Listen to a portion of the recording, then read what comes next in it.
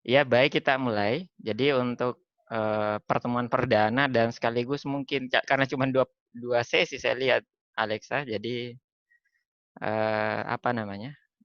Kita mungkin kebut-kebut aja ya ininya Iya, pembahasannya nggak apa. Saya kira kamu mungkin biasanya sih kalau orang yang udah apa namanya pengen kedokteran gitu basic biologinya mestinya bagus ya, Alexa ya. iya.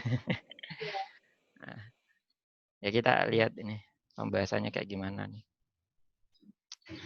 Sebelum ke sana, kita lihat dulu untuk SIMAK UI yang internasional. Ini adalah sebaran soalnya. Jadi saya nggak tahu kurikulum yang dipakai di sekolah kamu. Kamu internasional apa sekolah umum SMA-nya? Inter. Internasional ya. Jadi ini Iya. kurang tahu saya kurikulum di sekolahmu. Kalau ini sebaran soal berdasarkan bab-bab di kurikulum nasional. Jadi misalnya di sini di kelas 10 kurang lebih ada 8 atau 9 bab. Itu yang saya merahin itu kita nggak prioritasin karena nggak ada soalnya sama sekali ya. Belum pernah nemu soalnya di internasional. Adapun yang lain di sini kamu bisa lihat untuk materi kelas 10 itu yang paling sering soalnya itu yang tentang hewan, animalia ada 8 nomor di situ. Kemudian disusul konsep tentang lingkungan, environment, ada ekosistem di situ. Yang angkanya itu menunjukkan jumlah soalnya. Kemudian ada tentang bakteri ya, kurang lebih biasanya sih kalau saya ajarin teman-teman itu 3 bab itu yang kita prioritasin. Kemudian untuk materi sebentar saya ini dulu. Materi kelas ini tadi ya. Untuk materi kelas 11 ya, itu yang paling sering keluar soalnya kamu bisa lihat di situ, yaitu tentang sel dan tentang plant tissue, jaringan tanaman. Nah, ini biasanya plantae, animalia, ekosistem di kelas 10 ya. Kemudian untuk kelas 11 itu belajar tentang sel ya, kemudian plant tissue. Kemudian nanti boleh ini nyusul 2 bab, cuma 3 nomor tapi ada tentang sistem peredaran darah sirkulatory, kemudian ada tentang sistem ekskresi ya. Kemudian untuk materi kelas 12 ini ada 3 bab ya yang kita prioritaskan, ada tentang materi genetik, sintesis protein, kita belajar tentang DNA ya, transcription and translation ya, kemudian kita belajar tentang plant growth and development dan juga tentang mitosis, meiosis, kita belajar cell reproduction. Nah, untuk hari ini kita pilih bab yang mudah aja dulu ya. Nanti kita lihat apa yang kita susulkan, tapi kita belajar dulu tentang sel ya. Ini yang mudah dulu. Coba ya. Alexa mungkin bisa nyoba ini, jawabnya gimana nih? Di antara kelompok organisme berikut, which of the following group of organism, yang manakah yang menjadi kelompok awal dari eukariotik? Masih ingat konsep eukariotik? Endosimbiosis ya, Kak? Ya ada hubungannya. Apa lawannya eukariotik? Masih ingat gak? Prokariotik. Betul. Ada nggak prokariot di situ di 5 pilihan? Kalau archaea tuh bakteri ya, Kak? Betul. Berarti Maka ya. artinya dia dicoret ya, karena ditanyakan eukariotik. Pertanyaan di soal itu hewan eukariotik apa yang paling sederhana atau paling awal muncul di bumi? Gitu. Protis berarti. Ya, betul. Itu bisa ya artinya. Artinya bisa kita skip aja nih materinya.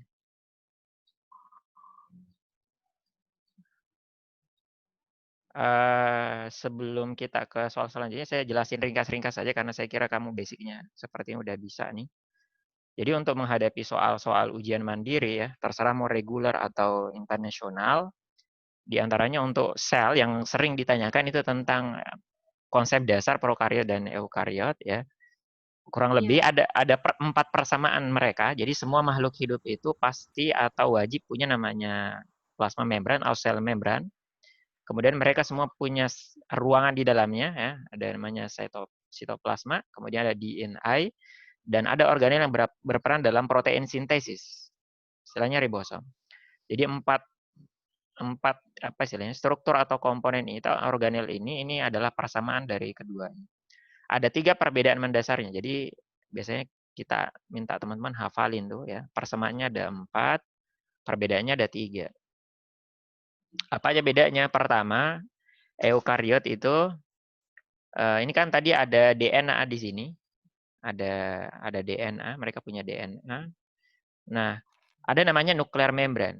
Nuklear membran ini adalah membran yang memisahkan antara DNA or chromosome with cytoplasm.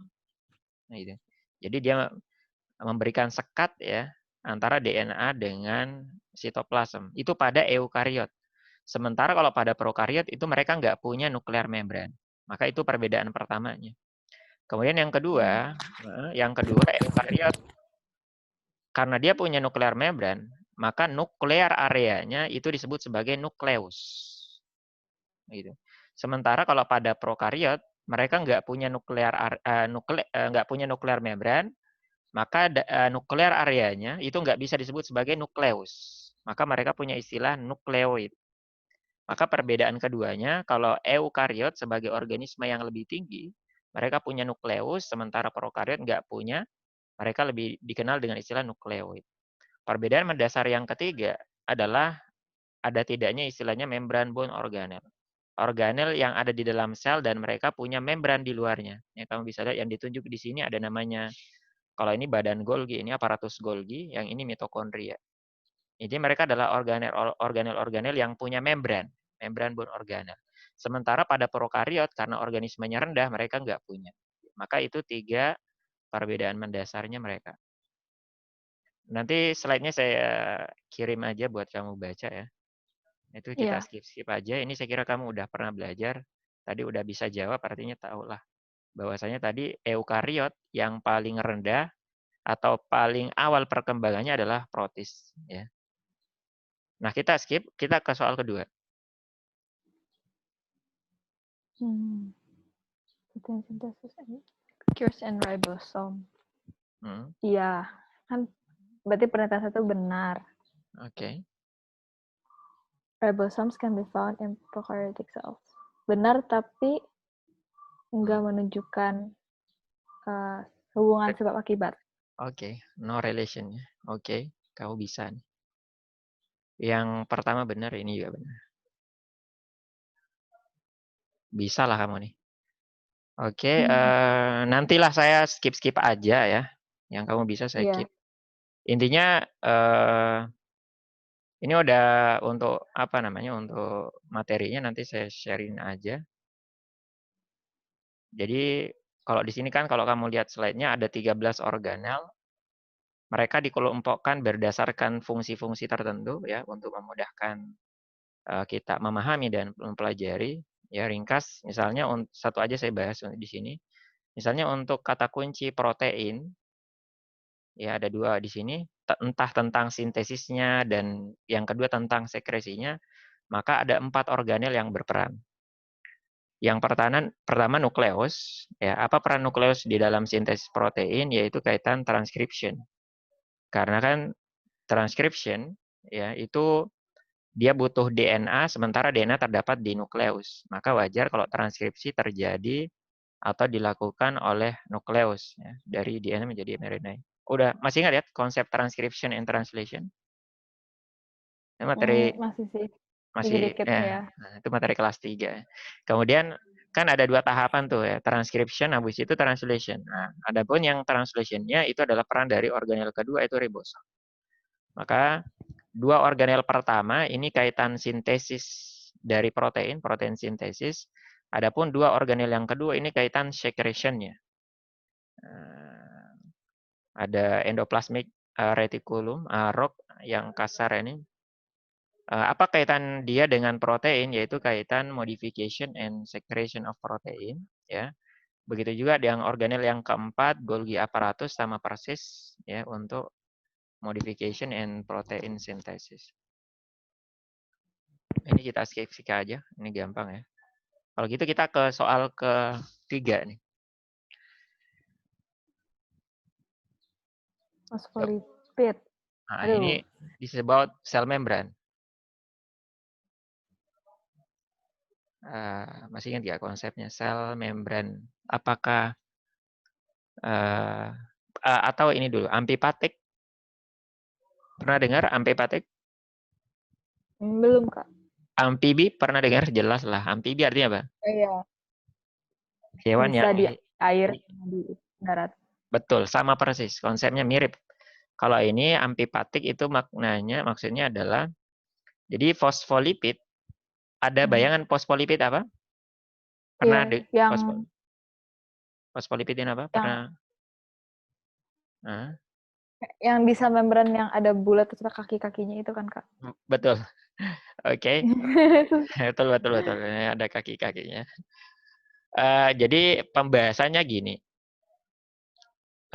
Jadi molekul yang menyusun tubuh makhluk hidup itu ada 4 kelompok senyawa organiknya, karbohidrat, lipid, ya, kemudian ada protein, yang terakhir adalah kelompok nukleik asid, asam nukleat. Jadi mereka punya peran banyak di tubuh kita. Nanti kamu baca sendiri lagi ya, karena kita ngejar-ngejar aja. Intinya pertanyaan di soal itu kaitan di antara 4 molekul ini yang menyusun membran sel yang mana saja, gitu ya. Maka yang menyusunnya ada 3 ternyata dari 4. Ini saya udah merahin. Yang pertama adalah fosfolipid. Ini adalah bagian utama dari membran sel, ya. Dia adalah salah satu kelompok lipid. Jadi lipid itu ada, kalau di sini ada 4 macam. Ada gliserida, fosfolipid, kemudian ada lilin, kemudian ada istilahnya steroid. Kemudian yang terbanyak kedua adalah yang protein ini, ya, terutama adalah istilahnya globular protein. Bedanya kalau di sini kan protein ada 2 macam nih di sini. Ada protein fibrosa, kalau ini biasanya panjang kayak rambut ya. Memang contohnya kan di sini protein keratin. Itu dia menyusun rambut dan kuku manusia misalnya. Adapun yang menyusun protein yang menyusun membran sel itu adalah jenis protein globular. Yang kayak yang bulat-bulat gini lah kurang lebih ya. Kayak enzim ya, hemoglobin, insulin, antibodi semuanya adalah jenis globular protein. Maka yang menyusun membran bukan yang bentuknya kayak rambut, tapi yang bulat-bulat kayak gini, istilahnya globular protein. Kemudian yang ketiga adalah namanya karbohidrat. Maka ada 3 penyusunnya tuh. Fosfolipid, protein, dan karbohidrat. Nah, kita arahin ke fosfolipid. Apa tuh fosfolipid?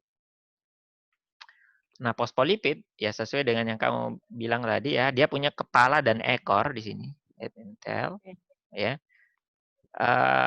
Pernah belajar di sistem pencernaan, fat di sistem pencernaan dipecah jadi apa? Masih ingat nggak? Oleh enzim lipase, Gliserol dan betul. amino acid. Amino acid, are you sure? Glycerol and Fatty acid. betul. Glycerol and Protein. glycerol, betul. Glycerol and fatty acid. Saya pengen nunjukin ternyata antara fat dengan fosfolipid itu tidak jauh berbeda ya. Misalnya fatty acid. Sorry. Jadi kita bahas ringkas tentang fat dulu. Jadi lemak itu kalau cerita lemak di sistem pencernaan, maka yang lemak yang dimaksud di sana adalah jenis namanya trigliserida. Trigliserid ya, trigliserid.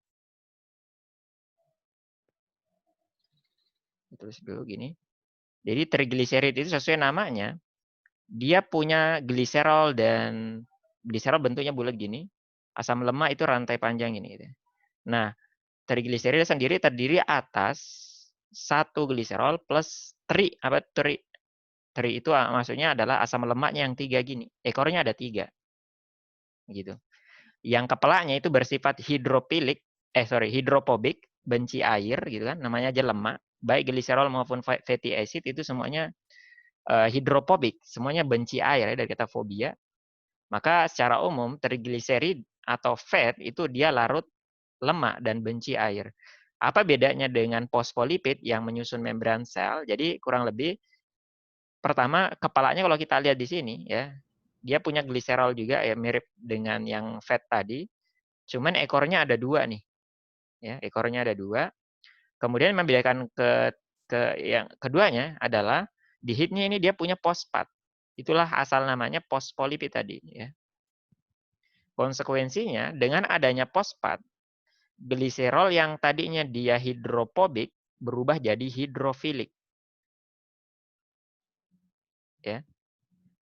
Sementara yang fatty acid-nya sama aja. Fatty acid kan dia hidrofobik itu. Itulah kenapa akhirnya fosfolipid punya 2 sifat. Dia senang air sekaligus benci air. Yang senang air adalah kepalanya, ya. Yang benci air adalah ekornya. Maka muncul konsep amfifatik. Punya 2 sifat, gitu. Apa kelebihannya? Memangnya buat apa tuh 2 sifatnya itu? Buat apa membran sel nanti dia harus punya 2 sifat? Ada benci air, ada yang senang air. Ini kaitan fungsinya dia. Jadi dengan adanya sifat itu tadi, dia bisa mengatur zat yang akan masuk dan keluar dari sel. Gitu. Jadi membran sel itu semacam pintu tol. Jadi kalau orang pengen masuk sana mungkin harus bayar gitu ya. Atau saya kurang tahu, mungkin bayarannya beda-beda kali. Intinya kalau di sini dia harus bayar dan macam-macam. Ada yang bayarnya banyak, ada yang bayarnya sedikit. Ada yang nggak bayar sama sekali juga, ya mungkin kasihan apa gimana. Kalau di sini juga kayak gitu konsepnya. Maka nanti membran sel ya terdiri atas namanya struktur lipid bilayer atau phospholipid bilayer, dia 2 lapis tuh. Jadi nanti di sini kamu bisa lihat terdiri atas banyak fosfolipid tadi, di mana yang berhadapan adalah ekornya. Kalau kamu lihat di sini. Kenapa bukan kepala dengan kepala? Kenapa bukan kepala dengan ekor? Kenapa harus ekor dengan ekor yang berhadapan? Karena kalau kita, ini struktur dari sel gini kan. Ini sel, yang merah ini adalah sel membran. Di dalam adalah cytoplasm, dia adalah air di dalam, water kan. Sementara di luar juga harus air. Kalau nggak air, selnya bisa kering. Maka di luar air, di dalam air, maka yang harus menghadap keluar dan menghadap ke dalam, itu adalah yang senang air. Yang benci air akan berada di tengah. Gitu. Maka yang benci air, yang ekornya, ya, asam lemak itu mereka sama-sama berada di tengah. Ya. Nanti disitulah dia memungkinkan untuk mengatur zat-zat yang bisa masuk dan keluar, menuju dan keluar membran sel. Maka ini komponen pertama dari sel membran. Komponen kedua adalah protein. Ini bisa kamu lihat, ini ada protein-protein yang berada di antara fosfolipid. Jumlahnya tidak terlalu banyak, ya. Kemudian komponen yang ketiga adalah mereka punya karbohidrat, ya. Biasa disebut kalau dia nempel di protein, namanya apa? Kalau karbohidratnya nempelnya di protein itu glikoprotein. Karbohidratnya jenis glukos atau glikan. Kalau dia nempel di protein yang ini, maka disebut glikoprotein. Glikoprotein. Sementara kalau dia nempel di lipid namanya glikolipid. Ya. Maka ada glikolipid, ada glikoprotein. Cuma di sini seharusnya ada bisa kita jelaskan lebih banyak, tapi ya kita ini skip aja. Tadi kita balik ke soal ya. Maka ini kita jawab soal dulu, baru kita lanjutin pembahasannya. Maka yang pertama kenapa tadi? Betul berarti yang pertama. Oke, yang sebabnya? Salah sebabnya. Sebabnya salah ya. Karena? Hydrophilic head-nya harusnya di eksteriornya. Betul. Oke, gampang. Apa tuh jawabannya ini? Salah benar berarti apa ya? Oke. Ntar dulu, aku apa ya? C ya berarti? Oke, iya benar. Ya udah deket ini ujianmu, udah harus hafal. Oke. Sebelum ke sini saya jelasin ini ya, karena kita nggak bisa terpaku dengan soal, bisa aja soalnya dimodifikasi gitu ya. Jadi saya bahas ringkas-ringkas aja. Jadi tadi saya bilang ya, ada 3 komponen dari sel membran. Yang paling banyak fosfolipid, yang kedua protein, yang ketiga karbohidrat gitu. Nah, ini apa namanya, sel membran itu punya dua fungsi penting. Yang pertama adalah kaitan transport zat. Transport. Ini. Nah, dari 3 komponen sel membran, ada 2 yang berperan dalam membran transport. Apa itu? Yang pertama adalah fosfolipidnya sendiri tadi, yang ini, fosfolipidnya ini, 2 bilayernya. Yang kedua adalah proteinnya yang berada di antara fosfolipid gitu ya. Yang ini kamu bisa lihat ini. Nah, gitu. Maka ada 2. Adapun karbohidratnya kan ada 3 tuh tadi. Fosfolipid, protein, karbohidrat. Adapun karbohidrat sama sekali tidak berkaitan dengan transport. Dia punya fungsi lain, punya fungsi penting lain ya, kaitan sel gitu ya. Nah, gimana tuh transport zat di membran? Ada 3 bentuknya. Pertama adalah ada namanya simple diffusion, difusi sederhana. Kemudian ada facilitated diffusion. Kemudian ada namanya transport aktif. Maka ada 3 macam. Apa bedanya antara zat yang satu dengan yang lain ditransfer melalui membran? Maka tergantung jenis zatnya. Misalnya kalau dia berupa oksigen, ya, senyawa-senyawa berupa gas kayak O2, CO2, maka dia mudah melewati fosfolipid. Ini tentang fosfolipid nih. Dia mudah melewati yang hidrofilik maupun hidrofobiknya nih gas-gas. Ya, beda dengan kalau dia berupa glukos. Misalnya gula gimana tuh cara masuknya? Ketika dia nanti melewati fosfolipid, dia ditahan. Karena kan yang bagian tengahnya ini, dia benci dengan sesuatu yang senang air. Gitu. Kan yang tengah ini, dia kan benci air gitu ya. Maka dia benci juga dengan sesuatu yang senang air, termasuk glukos. Glukos itu kan dia termasuk senyawa polar, senang air. Maka nanti dia nggak bisa menembus bagian fosfolipid. Maka dia nggak bisa dengan cara simple diffusion, seperti halnya O2, NCO2. Caranya gimana? Dia butuh fasilitas untuk melewati membran. Fasilitasnya apa? Fasilitasnya adalah yang protein. Itulah gunanya protein. Ya, dia memfasilitasi transport zat-zat yang nggak bisa melewati bagian tengah atau bagian hidrofobik dari sel membran. Maka di sini dia fasilitas itu. Ini glukos misalnya. Ada glukos nih. Amino acid. Pokoknya senyawa-senyawa yang sifatnya non-polar itu harus melewati fasilitas berupa protein. Sementara bentuk yang ketiga, transport aktif itu cuma berbeda sedikit dengan facilitated diffusion karena sama-sama juga pakai protein. Ini ya pakai protein, sama-sama pakai protein. Lah terus bedanya apa? Kalau dia aktif transport, senyawa yang ada di luar yang mau dipindahkan itu lebih sedikit dibandingkan yang di dalam. Yang di dalam lebih banyak gitu. Maka dia kalau ini dari kalau aktif transport dari hipo ke hiper. Maksudnya apa? Dari sedikit gula ke banyak gula. Dia mau dipaksa masuk gitu. Ya, karena mau dipaksa masuk dia butuh ATP atau energi. Itulah kenapa disebut active transport. Dia butuh ATP gitu. Sementara kalau yang facility diffusion, kalau dia difusi, intinya kalau difusi dari hiper ke hipo, dari tinggi ke rendah, maka dia nggak butuh energi untuk masuk gitu. Ya, karena kan kalau dari tempat orang ada barang digelindingkan, bola digelindingkan dari tempat tinggi ke tempat atas, itu nggak butuh energi. Beda kalau kita naikin bola dari bawah ke atas, maka itu butuh ATP. Maka kurang lebih gitu aja perbedaannya, sederhana.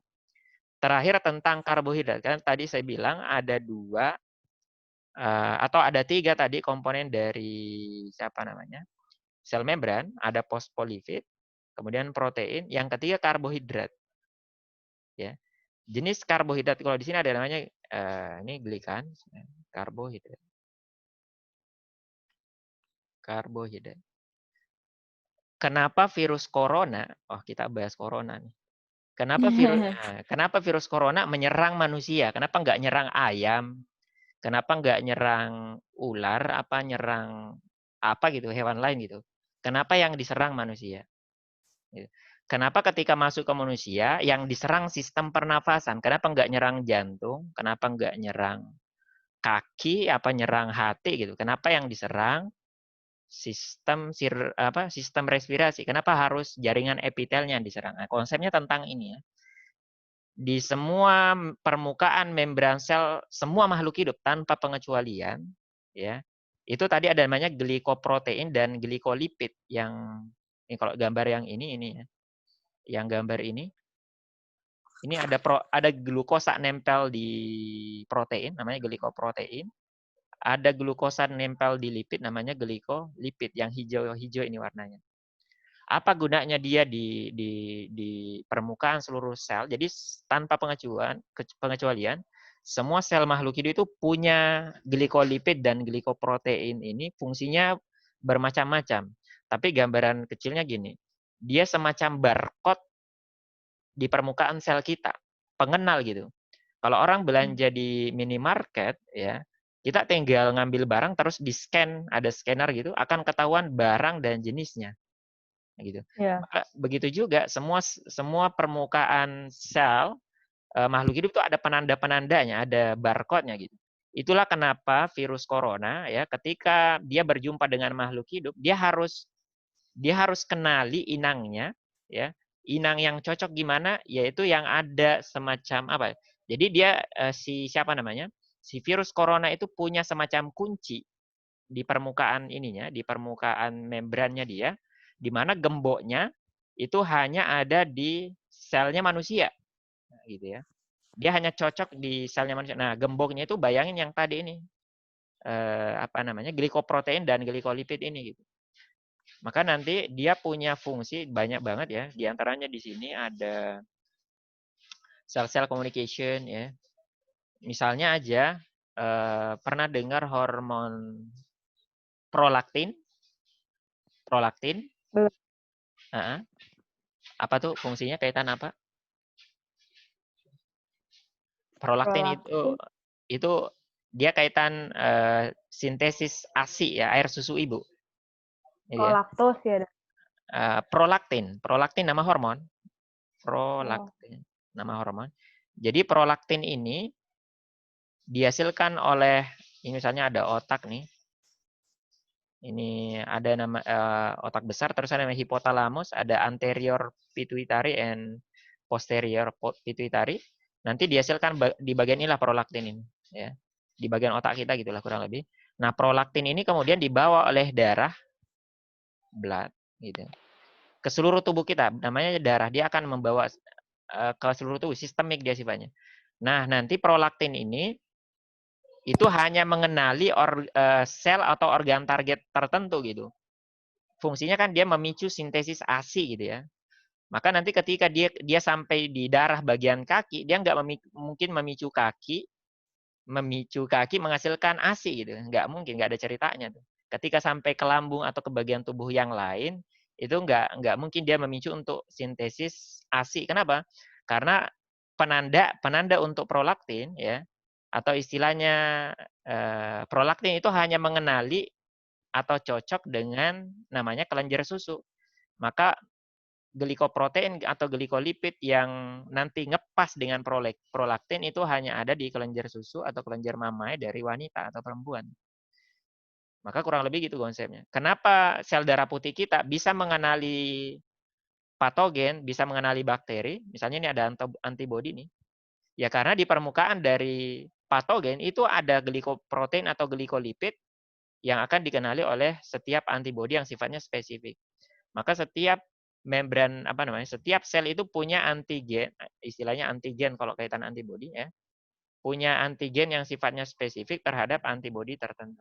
Maka intinya yang komponen ketiga dari membran sel ya, yang berupa karbohidrat itu tidak berperan dalam transport tapi lebih ke fungsi tadi yang sel-sel communication ya. Kemudian ada istilah reseptor ya, dan seterusnya. Macam-macam lah fungsinya. Ada reseptor ya, protecting from microorganism dan antibody di sini dan macam-macam. Nah, kita ke soal selanjutnya. Membran sel biasanya bersifat punya muatan negatif pada permukaan terluarnya. Aduh, fisika apa kimia banget nih. Halo? Iya, Kak. Lagi mikir. Lagi mikir ya? Iya. Oke. Tadi belum dijelasin sih yang ini. Yang sebabnya aja kamu mikir. Yang wajar, kalau yang atasnya itu agak-agak ribet nih mikirnya.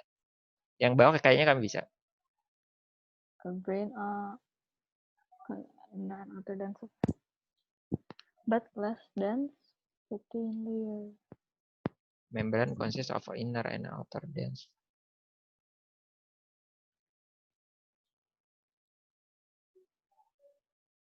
Apa tuh maksud soalnya? Membrane consists of inner and outer phospholipid layer surrounding a thicker. Benar berarti yang Benar ya? keduanya.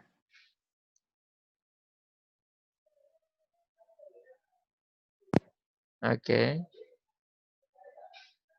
Oke, benar ya. Jadi kan dia punya protein yang less, sedikit aja, fosfolipidnya banyak gitu kan. Fosfolipidnya banyak. Betul ya. Maksudnya gitu soalnya kan. Ya. Nah, ini fosfolipidnya gitulah. Proteinnya cuma sedikit. Nah, sekarang kita ke bagian yang pertama tuh.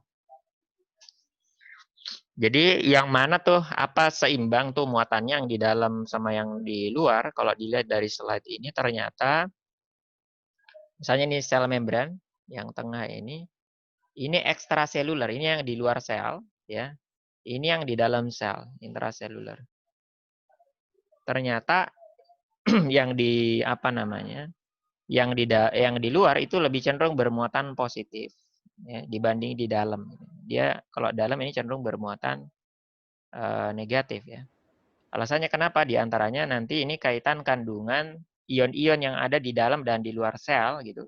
Karena ion-ion ini juga berperan dalam transport zat ya dari dan keluar dalam sel ya. Kurang lebih di sini ada 3 jenis ion, ada garam Na+, kemudian ada Cl-, ada K+ gitu. Nah, yang menentukan adalah yang Na+-nya di sini ya. Dia cenderung banyak di permukaan membran sel sehingga nanti menyebabkan dia bermuatan positif ya dibandingkan yang permukaan dalamnya gitu. Maka pernyataan ini tadi membran usually have a negative charge on their outer ini tadi harusnya positif ya. Karena Na+ banyak di permukaan luar ya. Maka yang pertamanya salah gitu. Kita jawab delta. Kemudian kita di soal terakhir kayaknya tentang sel. Jadi nggak terlalu, cuman ada 5 nomor kalau nggak salah tadi. Pertanyaannya cukup mudah. Dia ketika suatu pewarna ini ya, namanya iodin ya, kemudian diberikan ke suatu sel ya, kemudian pertanyaannya adalah bagian sel manakah yang akan nampak terwarnai itu, yang terwarna yang mana?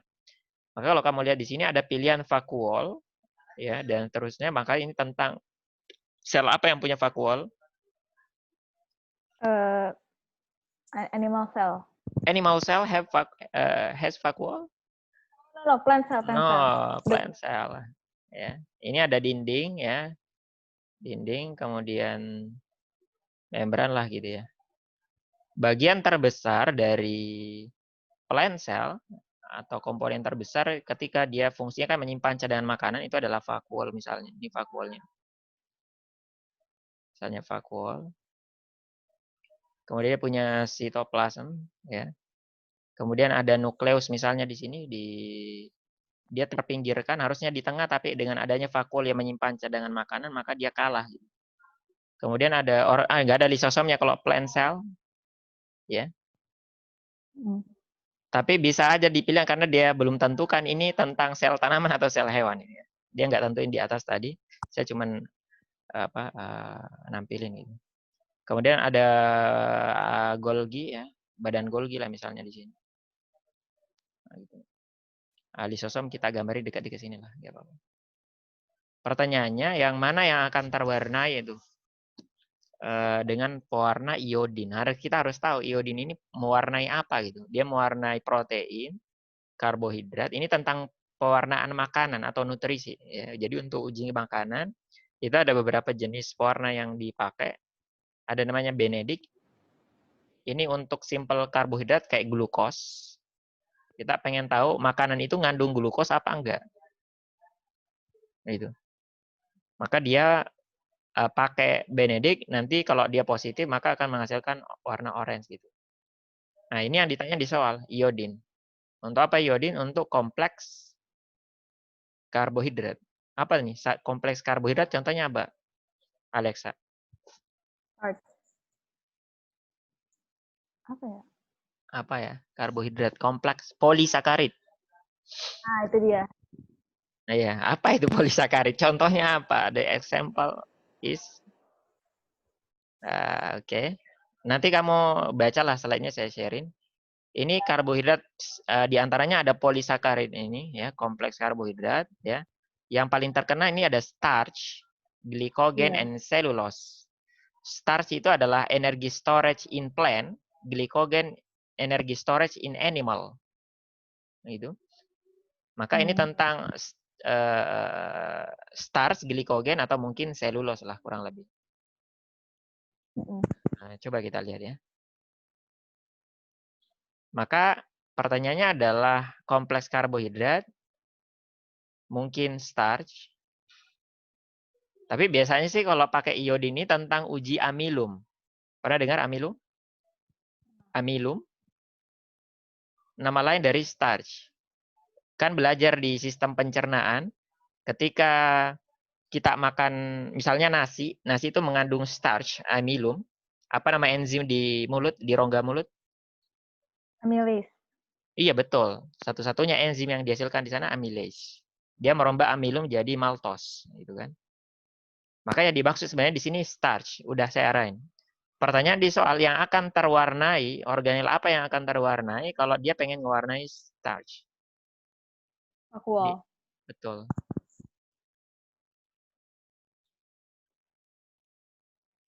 Oke, kita ke bab lain ya. Sebentar.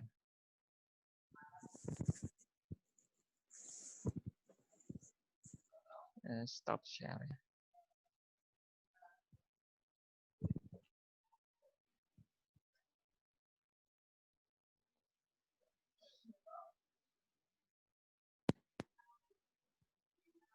Oh, cannot minimize.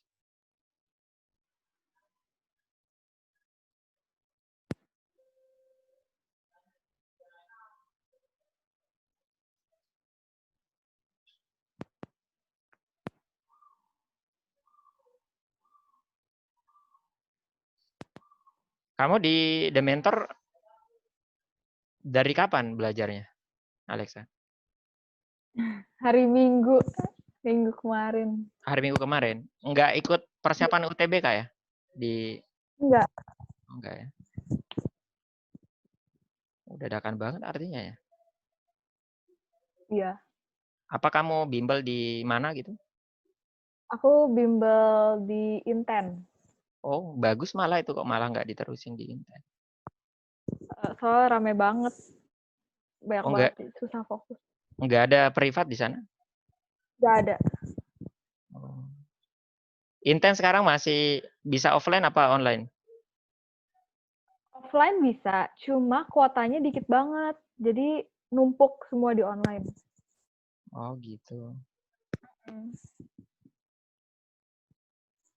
Jadi nggak seintensif. Intensif ya. Betul.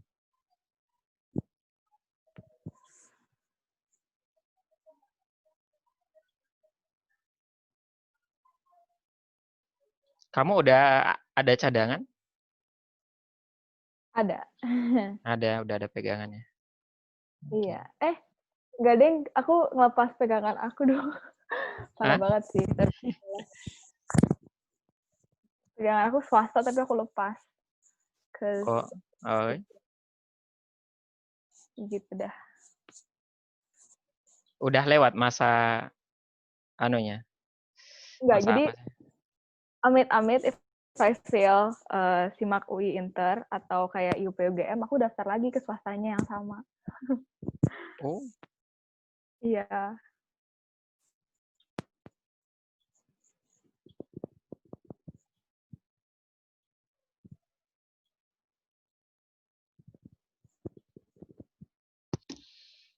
Oke. Ini materi kelas 3 kalau nggak salah ya. ini ngajarin kamu cepet banget. Saya kemarin kan sempat dapat siswa tuh kelas dia SMA juga internasional. Cuman dia selama SMA nggak pernah ngambil biologi. Hah? Nggak pernah ngambil Oh. biologi. Jadi saya kewalahan ngajarinnya kemarin. Oh, anak itu ya, aku tahu kayaknya kurikulum yang bisa milih kayak gitu. Kurang tahu dia di mana tuh ya. Dia sempat kuliah sekolah di Vietnam tapi pindah ke Indonesia sama-sama ngambil internasional lagi di Indonesia. Tapi nggak ada, katanya dia nggak ngambil biologi, ngambilnya fisika sama kimia kalau nggak salah. Iya, kalau di sekolah inter kurikulumnya bisa kayak gitu, bisa milih sesuai gitu. Tempatmu nggak? Tempat aku enggak. Enggak ya? Karena dibandingkan sekolah internasional lain, sekolah aku kayak kurang internasional lah istilahnya. Masih ada mix-mix nasional. Oh gitu. Malah cocok tuh buat ujian persiapan UTBK, UTUL gitu kan. Tapi anak-anaknya nggak ada yang di sini, yang cuma daftar di sini itu cuma 4 orang dari Ya. berapa itu? Betul ya, pada keluar ya. Tapi ya. susah sekarang karena COVID katanya agak ribet tuh keluar tuh. Jadi kelasnya udah mulai, tapi pada kelasnya jam 2 pagi, jam 3 pagi. Oh, mereka udah keterima di sana? Udah kalau di sana tuh keterimanya udah bisa mulai Desember udah keterima, November Oh, jadi oke. Okay. Kamu nggak interest apa gimana? Sebenarnya pengen, but because it's so expensive. Oh. Kalau aku belajar sekarang di luar kan, apalagi nggak bisa balik jadinya. Betul ya. Sebenarnya aku udah rugi banget sih, udah tes standar tapi ya gitu deh. Scholarship nggak ada ya buat S1 ya? Apa susah nyarinya? Susah, I think. If medicine, apalagi medicine harus GPA-nya harus tinggi. Ya sebenarnya belajar di Indonesia cukup sih nih saya. Ya kayak yang penting kampusnya yang bagus juga sih kayak UI ya, UGM atau kampus di Jawa rata-rata bagus sih setahu saya, yang penting negeri. Iya, betul. Sama sih. Nah, sekarang kita ke soal selanjutnya. Ini tentang material genetik DNA, RNA ya, sama kromosom. Pertanyaannya mudah sekali. JKL itu apa? Nucleotide. Oke, gampang sih ya. Ya simakui kayak gitu sih. Yang internasional, kalau yang program regulernya agak-agak susah sih kalau soal bionya. Tapi kalau yang internasional saya cenderung mudah saya lihatnya. Ini saya skip aja ya pembahasannya.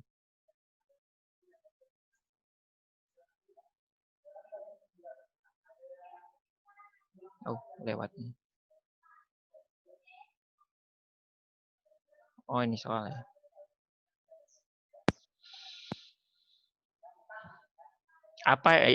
Pertanyaannya, apa yang benar tentang homologous chromosomes?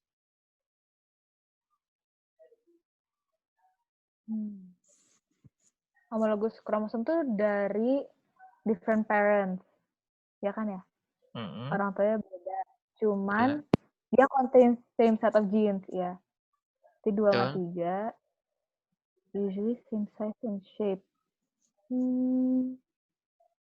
Soal kayak gini, kalau 3 benar, pasangannya harus benar.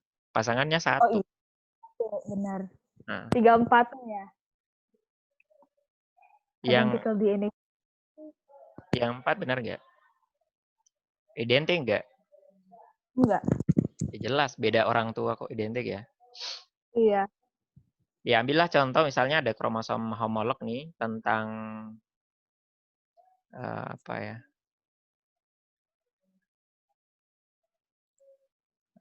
Kan misalnya tuh ada kromosom misalnya nih yang sebelah kanan nih.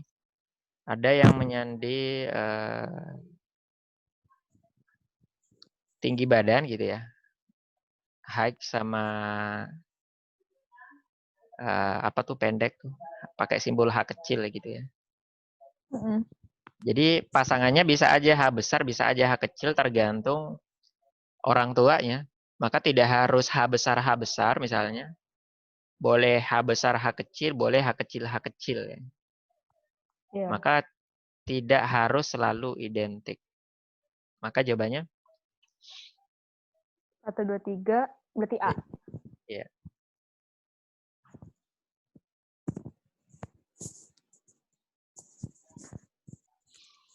Oh, sama ya, sama ya.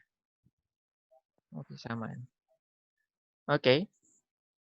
Selanjutnya, jika ada 20 kromatid di dalam suatu sel, berapa jumlah sentromernya?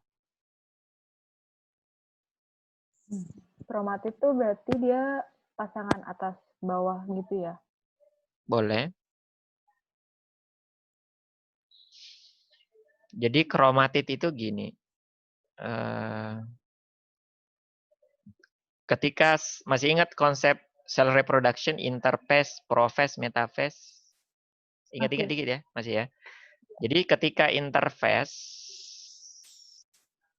bayangin tuh dari 46 kromosom manusia saya gambarin satu gini. Ini satu kromosom. Ya. Ini interphase. Saya tulisnya inter aja biar nggak panjang. Interphase. Kemudian nanti ada fase di interphase, namanya fase S gitu. Ada fase S, nanti setiap DNA replication ada fase S. Dia ketika melewati, kan ada fase G, ada fase S, ada G1, G2, G1, G2 sama S-phase ya. S-phase. Jadi pada fase S ini kan terjadi DNA replication. DNA-nya digandain.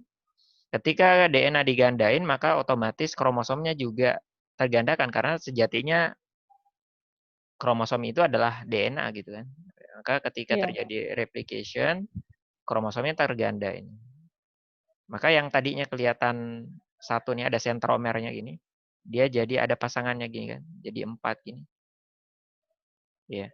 Misalnya di sini tadi ada gen T besar, di sini ada gen H kecil misalnya.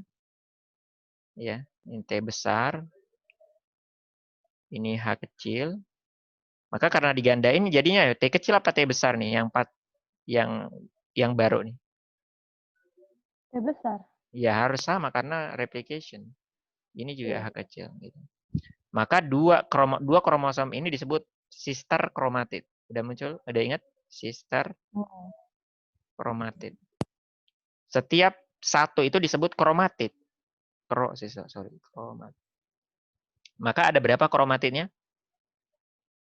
Setelah melewati S-phase ada 2. Ya. Sebelum S-phase itu dihitung 1 gitu. Nah, pertanyaan di soal, berapakah jika ada 20 kromatid di dalam suatu sel, berapa banyakkah jumlah sentromernya? Kalau kamu lihat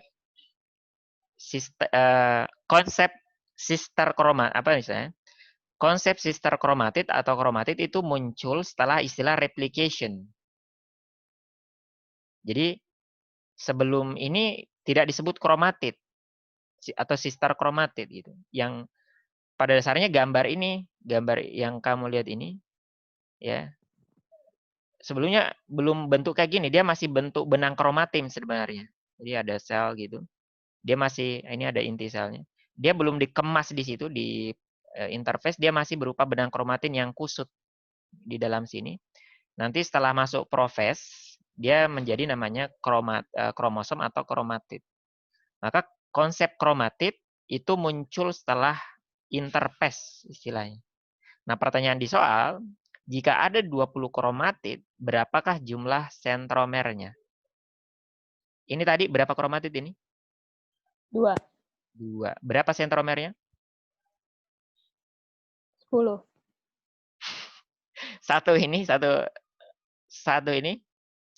Dua kromatid yang tadi kamu sebut. 1 sentromernya. 1 sentromer. Berapa kromosomnya? Kromosomnya 1. 1. Oke. Betul. Jadi ini boleh ya, ternyata di sini udah saya sebutin di sini. Jadi melalui replication ini mengganda. Ini berapa kromosom ini kamu yang saya lingkarin ini? Berapa kromosom? 1. 1, betul. Kromatidnya berapa? 2. 2, betul. Jadi konsepnya gimana? Suatu kromosom itu dihitung berdasarkan jumlah sentromernya. Ya. Ini berapa kromosom ini? 1. Ya enggak? Ini 1 kromosom. Yang ungu setelah digandai tetap 1 kromosomnya. Kenapa? Karena yang dihitung itu adalah jumlah sentromernya yang bulat ini. Yang bulat ini dihitung. Adapun kalau kromatid tadi saya kira udah jelas, ini ada 2 kromatid menyusun 1 kromosom. Maka jawabannya udah benar. Kalau ada 20 kromatid, maka jumlah sentromernya ada 10. Sesuai jumlah kromosomnya. Ya, maka sentromernya 10, kromosomnya juga 10. Oh, ini agak kompleks ini. Mudah-mudahan kamu udah belajar di sekolah. Pertanyaannya, enzim apa yang terlibat dalam DNA replication?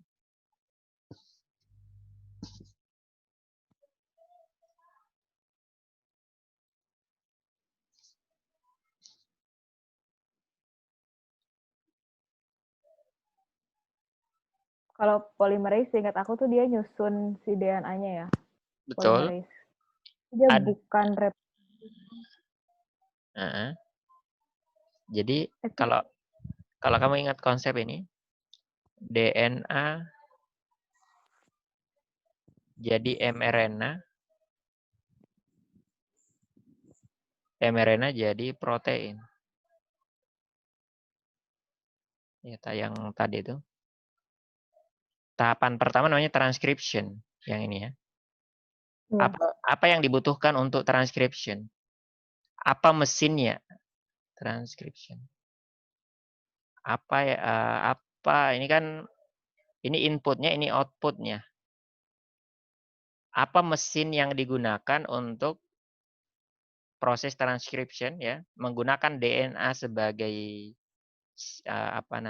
sebagai coding atau sequence ya, untuk mencetak mRNA gitu. Atau sebagai template ya boleh. Jawabannya apa? Enzim namanya RNA polymerase. Kenapa? Karena sesuai namanya.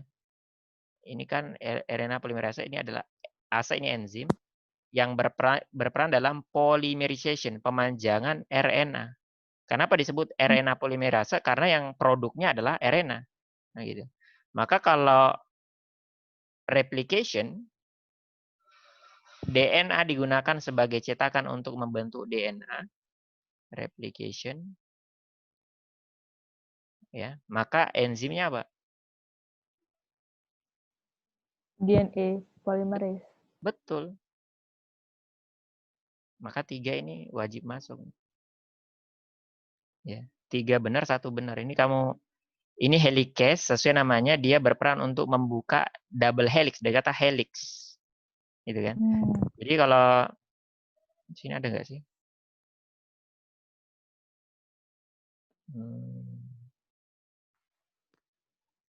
Ya intinya gini, ini awalnya tuh DNA kan dia double helix gitu.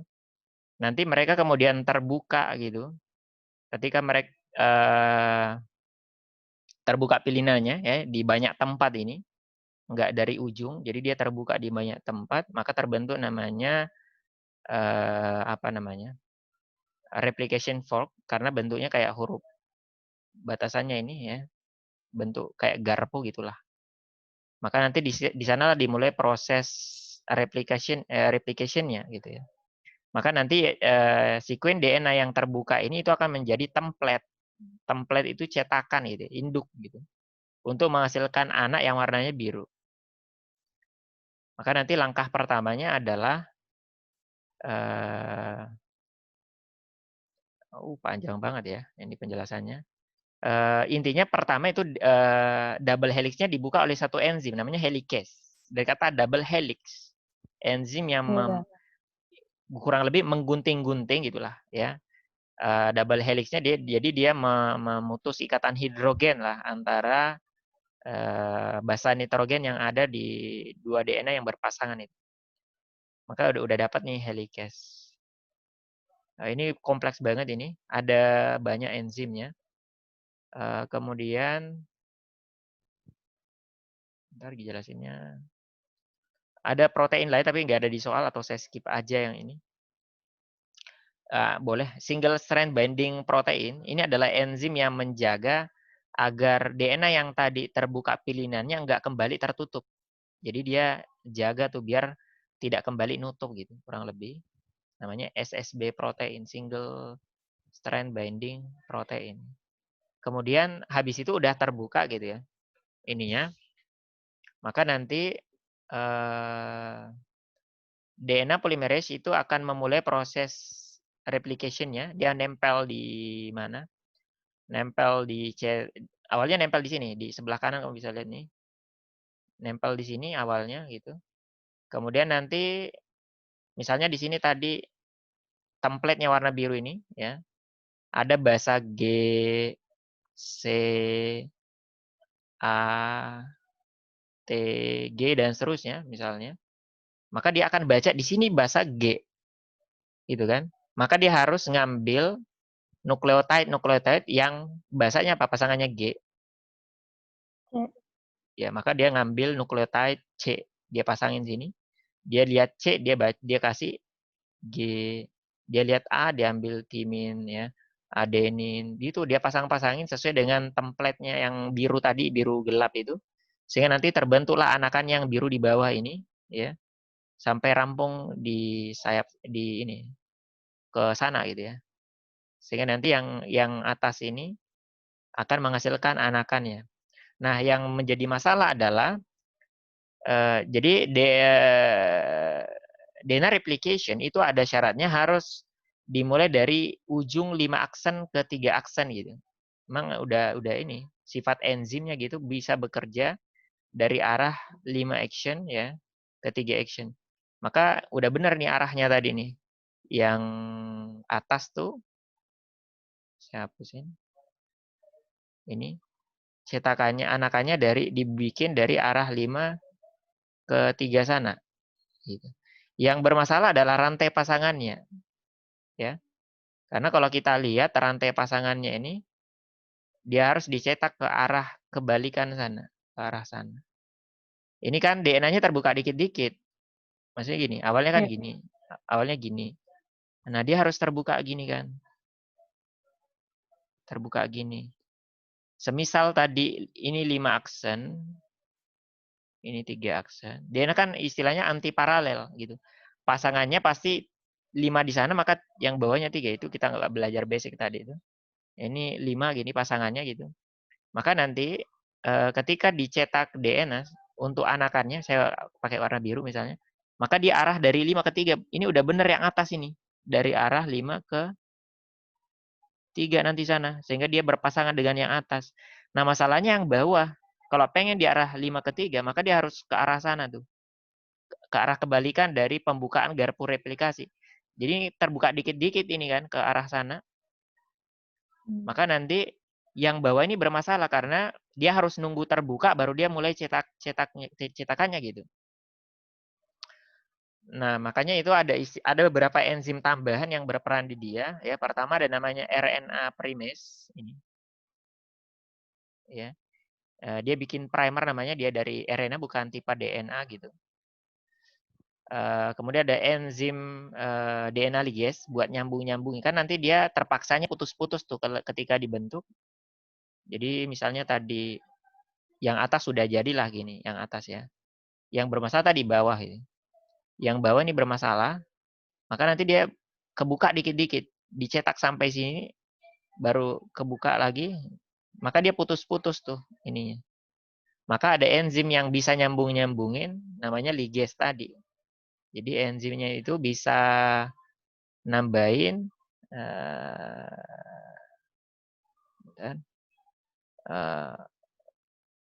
nukleotida baru di tempat yang dia putus-putus ini.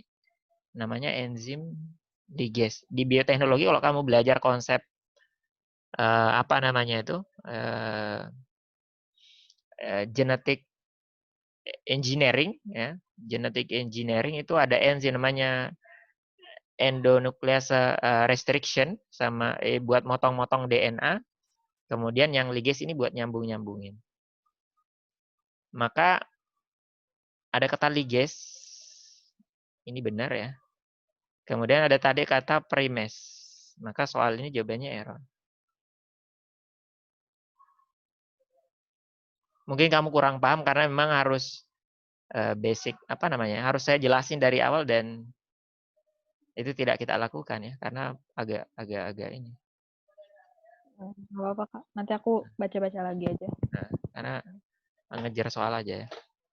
Oke. Oh sebenarnya ini ada videonya ternyata tapi kita skip aja. Nanti kamu nonton aja videonya.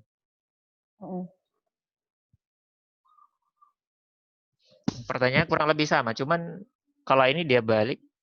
Pertanyaannya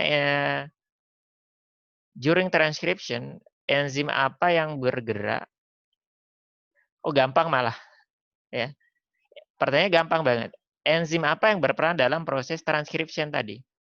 Langsung aja gitu. Transcription apa? DNA jadi? Dan RNA. Iya, maka nama enzimnya apa tadi? RNA polymerase. Betul. Langsung aja. Oke, kita ke arah cell division atau cell reproduction ya. Pertanyaannya duplikasi kromosom itu terjadi tahapan apa dari mitosis? Masih kan dia? Yang tadi ya? Tahapan awal banget. Tahapan paling awal apa namanya? Interface. Interface, betul. Kalau metafase tuh berarti si itunya membrannya cuma itu doang ya? Hilang. Konsep membran hilang itu malah di tahap profes. Udah hilang. Tapi iya, di tahap dia dari profes. Nah, jadi kan ringkasnya ini itu ada interphase. Di tahapan interphase belum kenal istilah kromosom. Namanya masih kromatin. Ini kromatin. Dia masih kayak benang-benang halus gitu. Nanti kalau dia udah masuk profes, maka dia dikemas. Jadi ada pembahasan khususnya sebenarnya.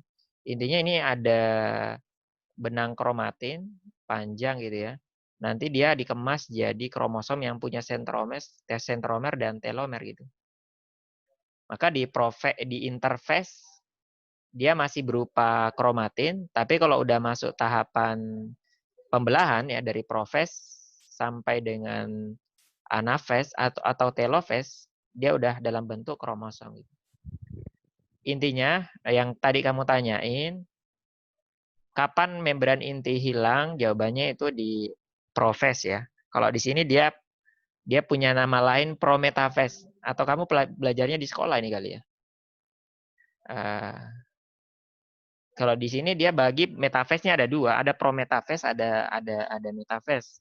Kalau di buku yang lain, malah yang profes ini disebut early profese awal, early profes sama late itu akhir ya, profese akhir ya. Maka tergantung bukunya sih. Ya, kita pakai yang mana. Intinya membran inti itu harus hilang. Kenapa? Kenapa nuklear membran atau nuclear envelope ini harus hilang di cerita cell reproduction atau cell division. Alasannya karena kalau nggak bisa dibagi itunya. Maksudnya selnya biar nggak betul atau sih. Nggak bisa di tengah. Gimana? Jadi betul arahnya ke situ. Jadi yang membagi kromosom itu kan pakai benang spindle, mitotic spindle kan, yang ngatur kromosom yang satu ke sini ke kutub atas gitu ya. Yang kromosom pasangannya itu ke kutub bawah misalnya. Maka yang membaginya kan mitotic spindle, yang benang spindle yang dihasilkan oleh sentromer. Ini sentromer ya. Jadi sentromer ini ngasilin benang spindle. Benang spindle letaknya di mana? Kalau kamu lihat ini. di sel bagian mana? Apa namanya bagian ini tadi? Aduh. Yang ada airnya, waternya tadi.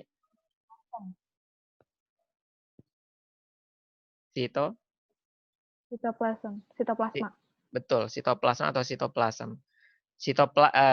Spindle, mitotic spindle terletak di sitoplasma, sementara kromosom terletak di nukleus. Maka tidak mungkin benang spindle atau mitotic spindle itu bisa mengikat kromosom kalau kromosom masih di dalam inti sel.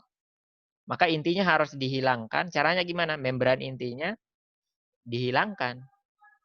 Maka ketika membran inti dihilangkan, mitotic spindle bisa nempel atau mengikat kromosom. Kurang lebih gitu ya. Dan akhirnya nanti saya kira itu yang lainnya gampang lah kamu udah pelajari. Makanya tadi udah benar nih interface-nya.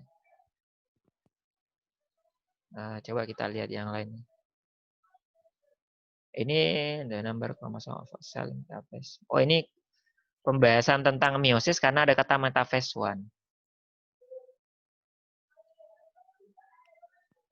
Oh, yang tadi saya tanyain, jumlah kromosom itu ditentukan berdasarkan jumlah apanya tadi? Kromatidnya atau apanya? Sentromer. Betul, sentromernya. Maka pertanyaannya di metaphase, ini metaphase ya. Of meiosis when the cell has 6 chromosome during interphase. Nah, jadi di interphase tuh ya, dia punya 6 kromosom gitu ya. Interphase tentunya belum mengganda gitu. Iya kan? Pertanyaan di soal, berapa jumlah apa yang ditanya? Jumlah kromosom di tahapan metaphase.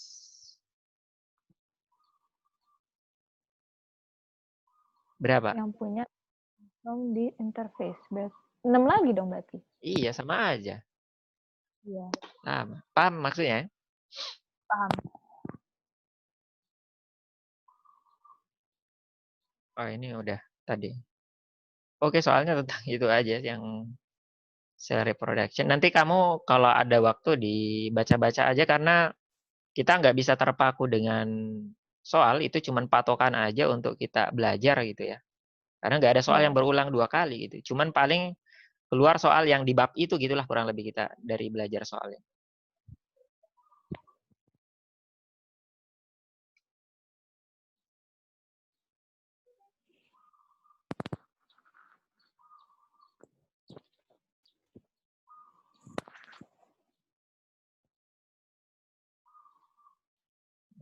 Yang susah.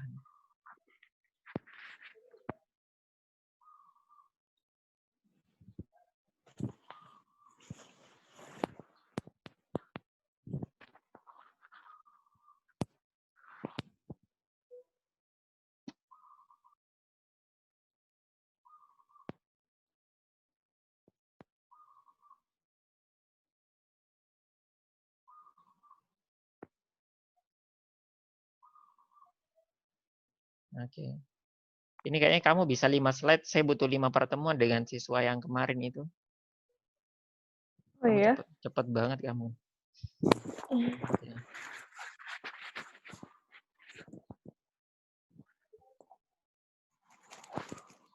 Oke, sekarang kita masuk ke salah satu bab yang juga banyak soalnya tadi, diantaranya tentang bakteri. Pertanyaannya mudah banget, di antara kelompok berikut ini yang bukan masuk kelompok archaea.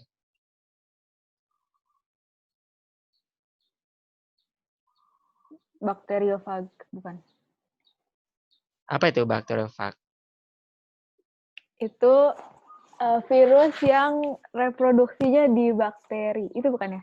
Betul. Virus Iya. virus yang inangnya, biasanya penamaan kayak gini berdasarkan inang gitu. Betul, virus yang inangnya adalah bakteri. Bisa sih. Sebenarnya meskipun kita nggak tahu semua pilihan, kalau udah ada kata kunci penting di situ kan bisa dijawab ya. Iya. Nggak harus tahu semua. Biologi gitu sih. Kalau kayak math atau fisika kan harus ngitung tuh.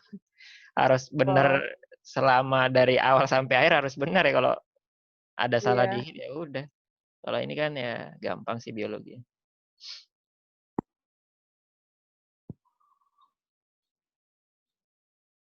Oke, sekarang endospor.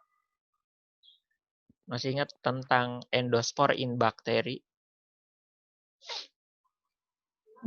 Enggak sih Kak, aku nggak ingat kalau ini. Oke.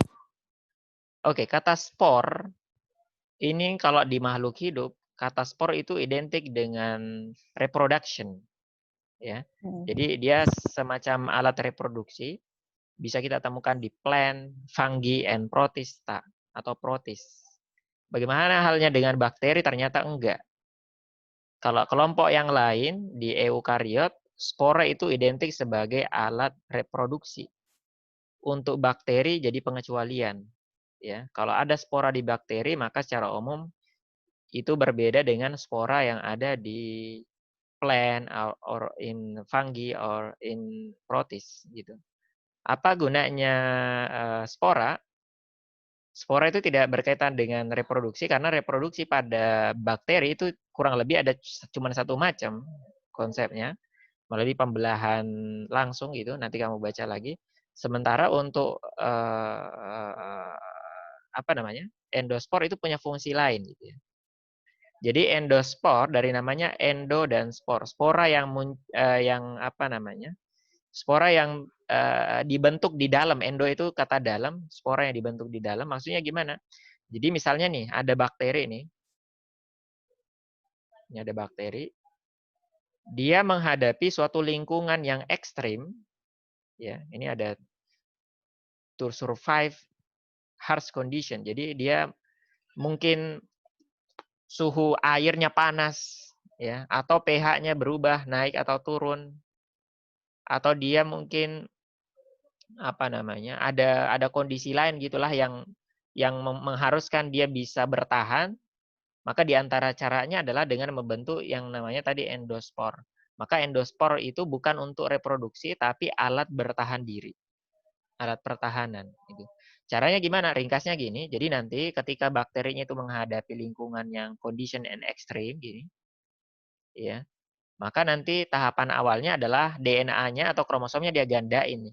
Awalnya gini, sekarang jadi banyak gini.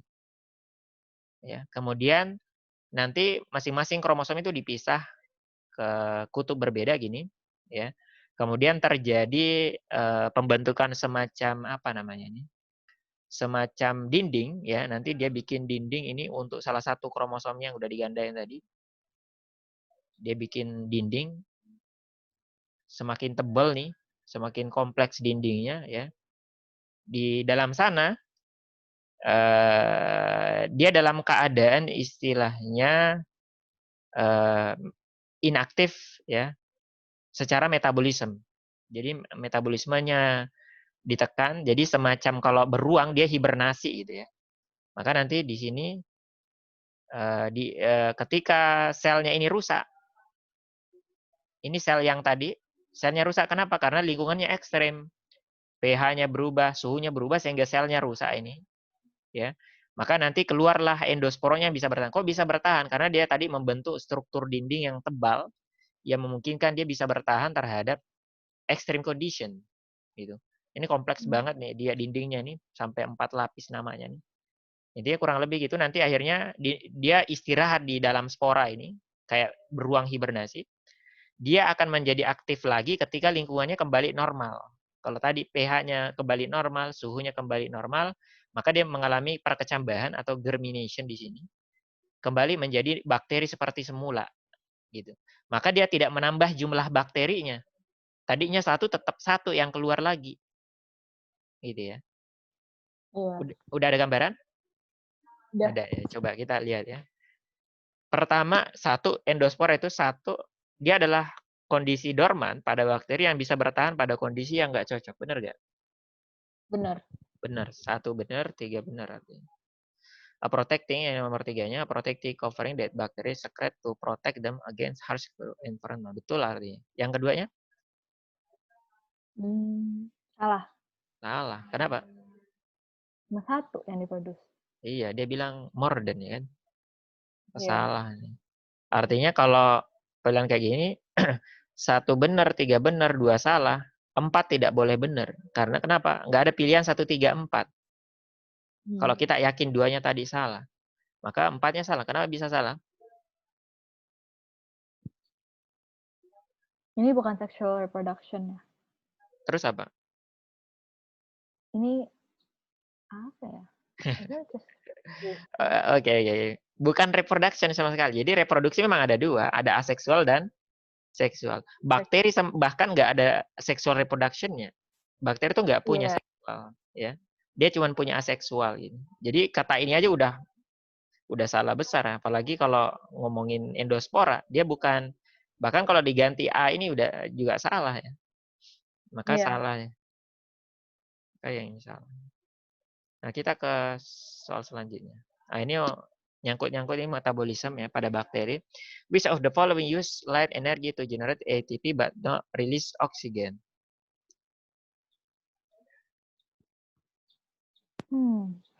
Agak kompleks ini. Fotoautotrof itu tanaman bukan? Fotoautotrof. Iya, bisa tanaman. Bisa, tapi nggak harus tanaman. Bisa fotoautotrof itu kan ini dibutuhi cahaya, bisa aja kelompok plant ya, bisa alga. Oh iya. Oh, berarti dia rilis oksigen dong kalau fotoautotrof. Iya jelas, dia rilis oksigen. Berarti A bukan. Ya udah, ternyata ya nyari clue toh. Ya udah yang salah. Apa ya? Intinya apa? Kan ada kata cahaya tuh. Use light energy. Kalau ada kata light maka harus ada kata foto. Yang ada foto cuman B. iya, tinggal ada ya gitu kan, analisisnya gitu. Maka jawabannya B. Iya. Kan gitu analisisnya. Penjelasannya ringkasnya gini. Ya, ringkas-ringkas saja.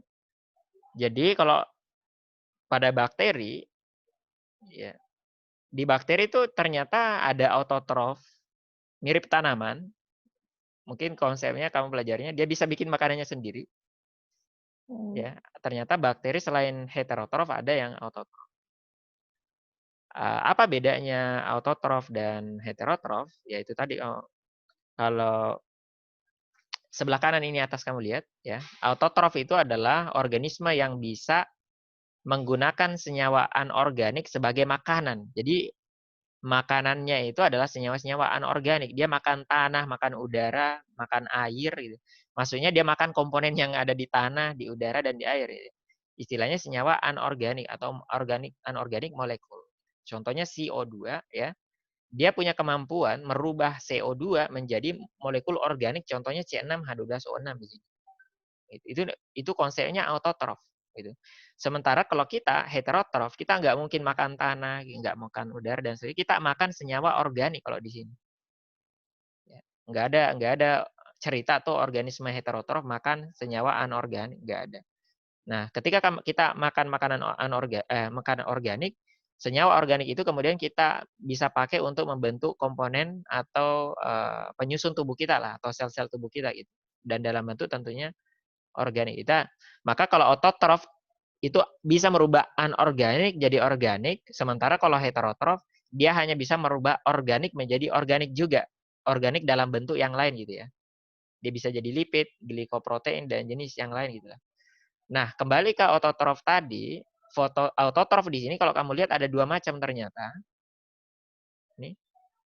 Ada fotoautotrof ya, ada kemoautotrof. Bedanya apa? Jadi kalau kamu belajar di fotosintesis, ada namanya reaksi terang. Masih ingat ya? Light reaction and dark reaction. Intinya, dari CO2 menjadi C6H12O6 itu, dari senyawa sederhana, ya, simple molecule to complex molecule, maka dia butuh energi dalam bentuk ATP. Gitu. Namanya aja mau membangun sesuatu dari sederhana ke kompleks. Kalau orang pengen nyusun batu bata menjadi tembok, maka dia butuh tukang, butuh energi untuk menyusunnya gitu. Maka sama persis, senyawa sederhana CO2 dibangun menjadi senyawa kompleks C6H12O6, dia butuh energi dalam bentuk ATP gitu.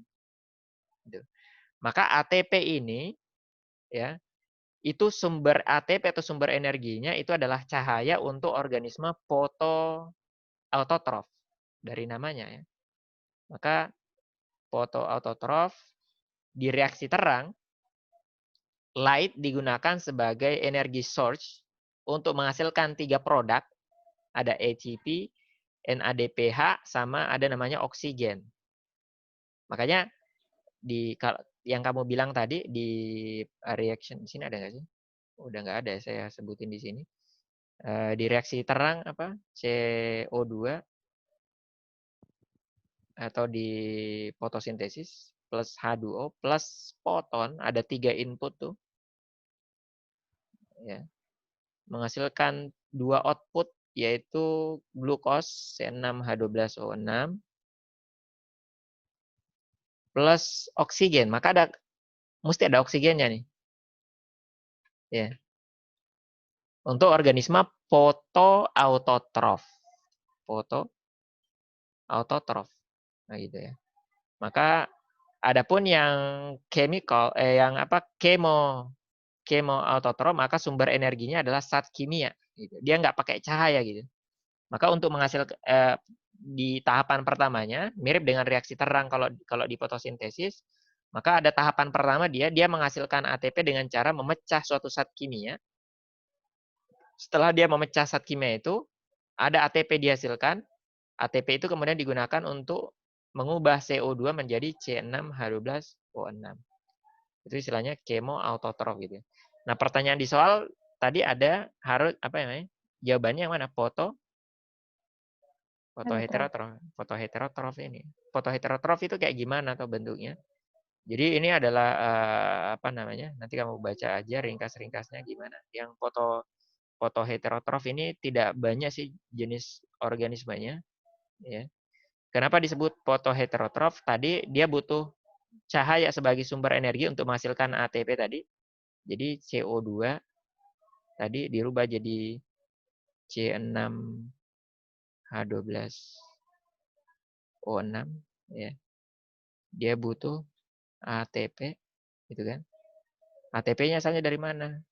Dari cahaya, light. Maka disebut foton dari senyawa dari cahaya matahari ya.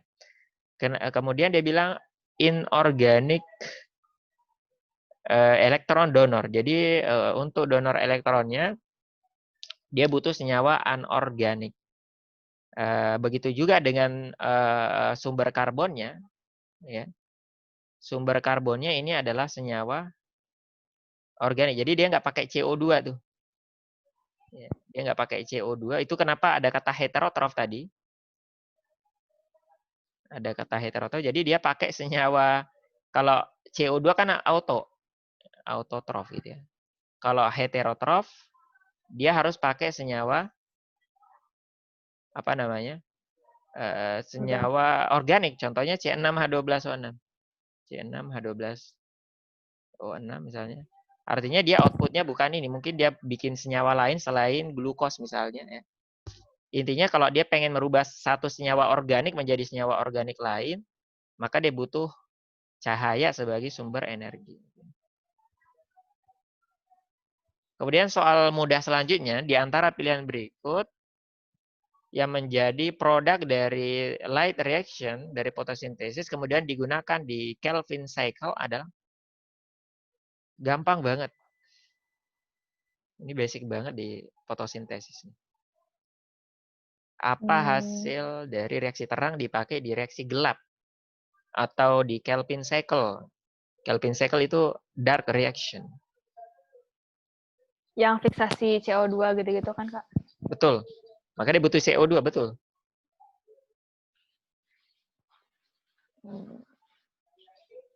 Yang A, bukan?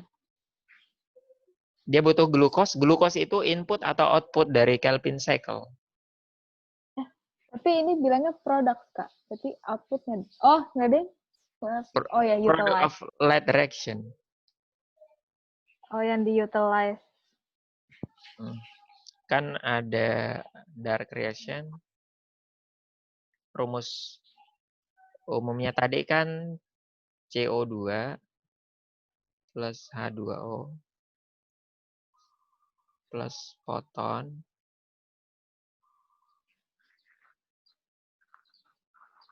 menghasilkan C6H12O6 plus oksigen.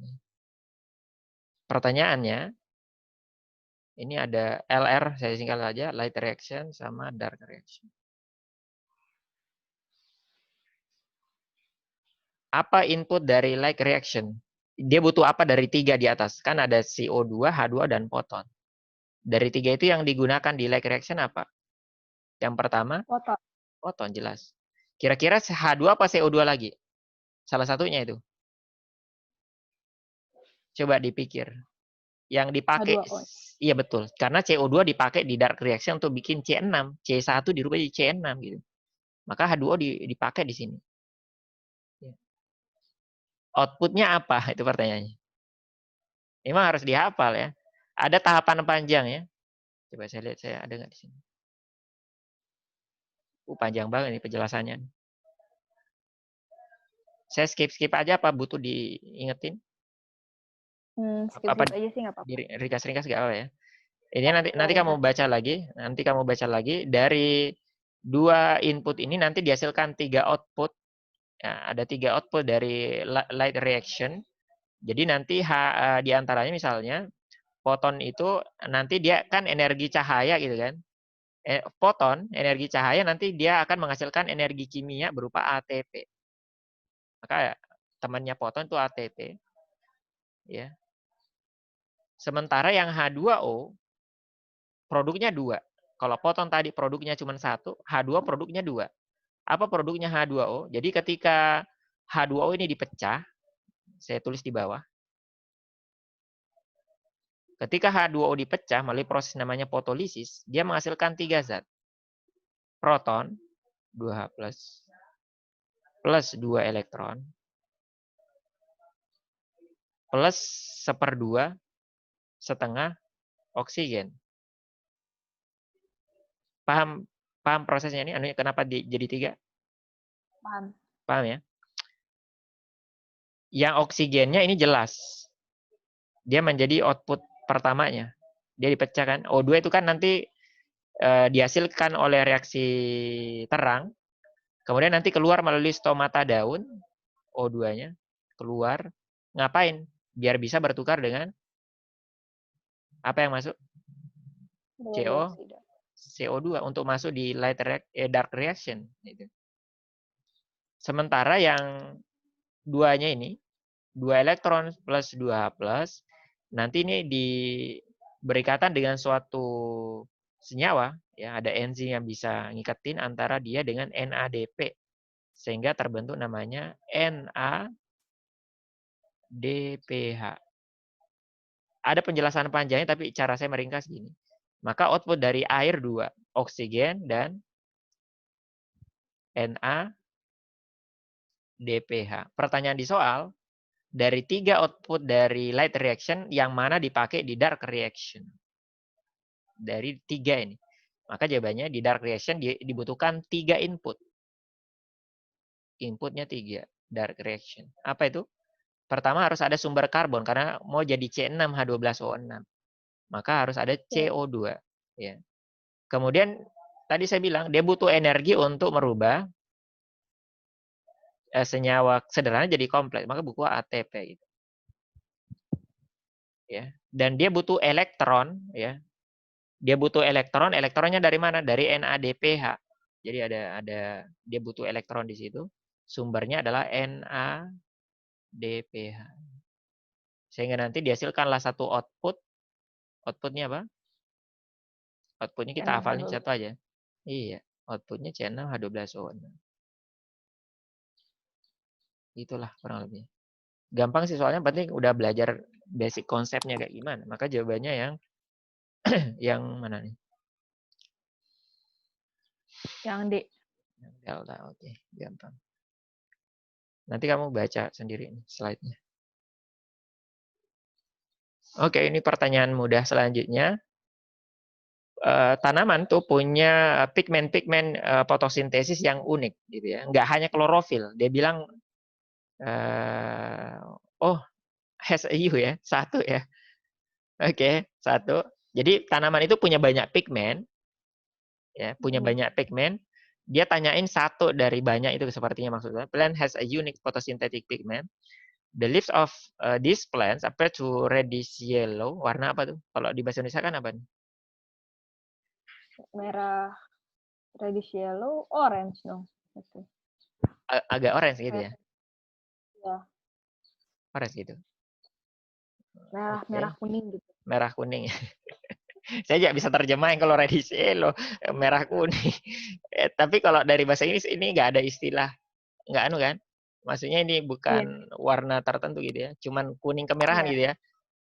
Pertanyaan oke. Pertanyaan di soal, what color of visible light are being absorbed by this pigment? Pigmen apa yang diserap sehingga nanti menghasilkan warna kayak gitu? Pernah dengar konsepnya atau pernah belajar konsepnya? Ini yang P800 gitu-gitu bukan yang tipe-tipe. Iya, gitu. tapi itu detail banget. Ini pertanyaannya umum sih, nggak sampai sedetail itu, nggak ke detail ke sana. Pertanyaan saya, kenapa daun berwarna hijau? Karena ada klorofil. Karena klorofil. Makanya kenapa klorofil? Karena dia kenapa? Ngapain tuh? Kenapa bisa klorofil menyebabkan warna daun itu jadi hijau? Pernah dengar konsepnya? Kenapa daun berwarna hijau? Ada cahaya matahari. Warna apa yang dipancarkan sinar matahari? Warna apa? Warna apa aja? Semua warna, betul lah. Nah, dari semua warna itu ada istilahnya apa tuh ya? Primary color. Pernah dengar? Three primary color apa aja? Merah. Betul, udah benar satu tuh. Sisa 2. Biru. Betul, red. RGB, pernah dengar RGB? Red, blue, and green. Betul, green. RGB istilahnya. Kebalik ya, RGB ya. Kenapa bisa daun warna hijau? Sekarang bisa deh. Udah ada bayangan? Perpaduan antara biru sama hijau ya. Terus. Enggak deh, kenapa? Biru sama kuning. Biru sama kuning. Enggak ya. Jadi ini kenapa bisa warna hijau? Klorofil itu punya sifat dia menyerap dan memantulkan warna tertentu. Ada yang dipantulkan, ada yang diserap. Udah ada bayangan? Diserap dan dipantulkan. Iya. Yang diserap yang mana kira-kira? Biar berwarna hijau. Merah dan biru dipantulkan. Merah dan biru dihisap. Diserap. Green kenapa? Dipancarkan. Kemana? Ke mata kita. Betul. Itu kenapa dia berwarna hijau. Dia menyerap red and blue dan memantulkan warna hijau. Kenapa slide ini warnanya putih?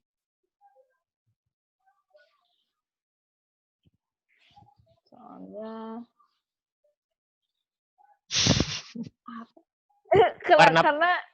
warna putih itu apa? Semua warna ya? Betul, artinya kenapa? Pigmen yang ada di slide ini kenapa?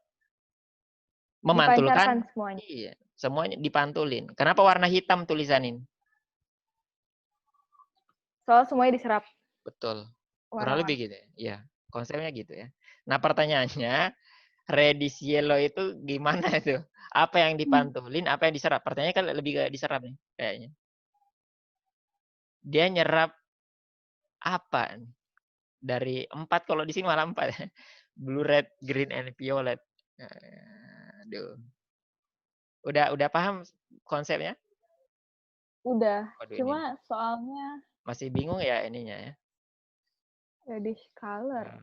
Tapi kan kuning bukan itu. Yellow kan bukan primary color. Bukan. Gimana itu Jadi misalnya gini nih. Jadi ada istilah primary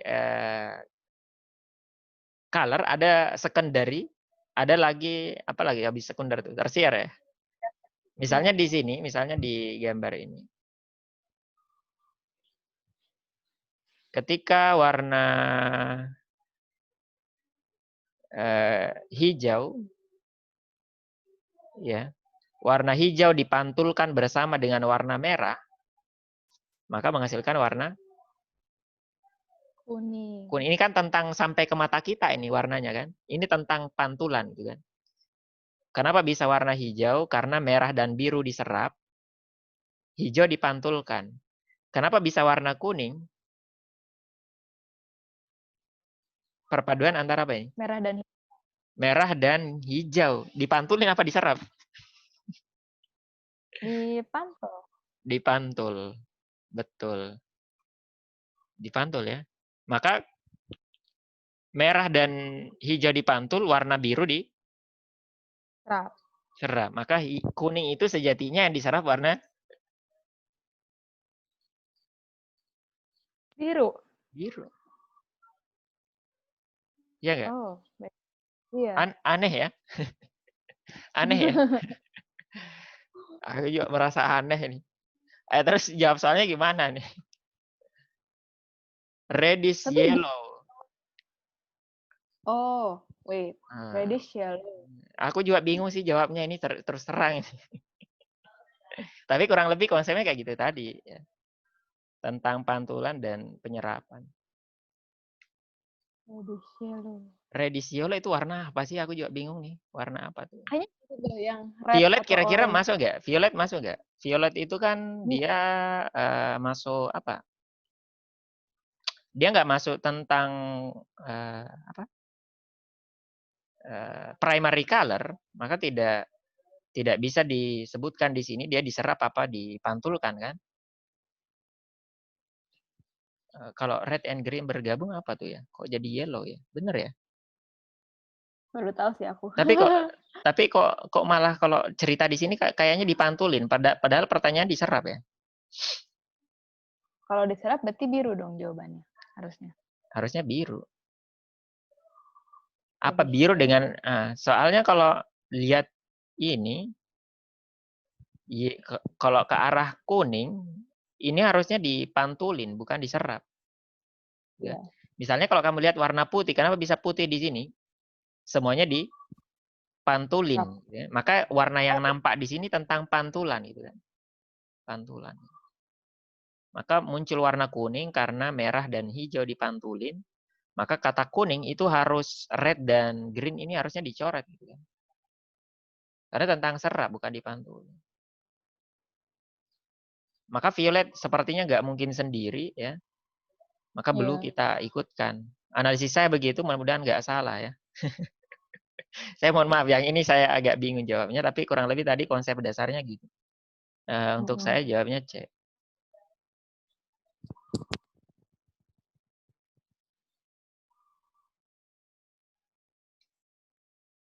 Ini kencang banget sih ini kita belajarnya nih. Udah apa slide ini? Amin 2. Amin 2 ya. Oke. Nekat sih tapi ya. Belajar 2 hari Ya mau ujian. gimana. Nah, kamu kan udah belajar dari kelas 1. Ya ini sih. aku cuman moles-moles aja ini. Kamu udah bisa sebenarnya. Aku mah kalau lagi ngeles sih bisa nih. Cuma kalau lagi ujian itu tuh. Wah ya, banyak faktor itu. Banyak faktor. Ya, jangan nervous, jangan mikirin apa gitu. Iya. Kamu ujian tanggal? 19. 19. Breaknya tanggal berapa? 18 sudah istirahat toh bimbelnya? Aku tetap lanjut. Tetap lanjut. Agusnya istirahat aja. Menenangkan diri. Masih ada 5 menit ya. Nggak apa-apa 1-2 nomor lagi ya. Iya, nggak apa-apa. Nah, 1-2 nomor lagi. Kita pilih soal apa?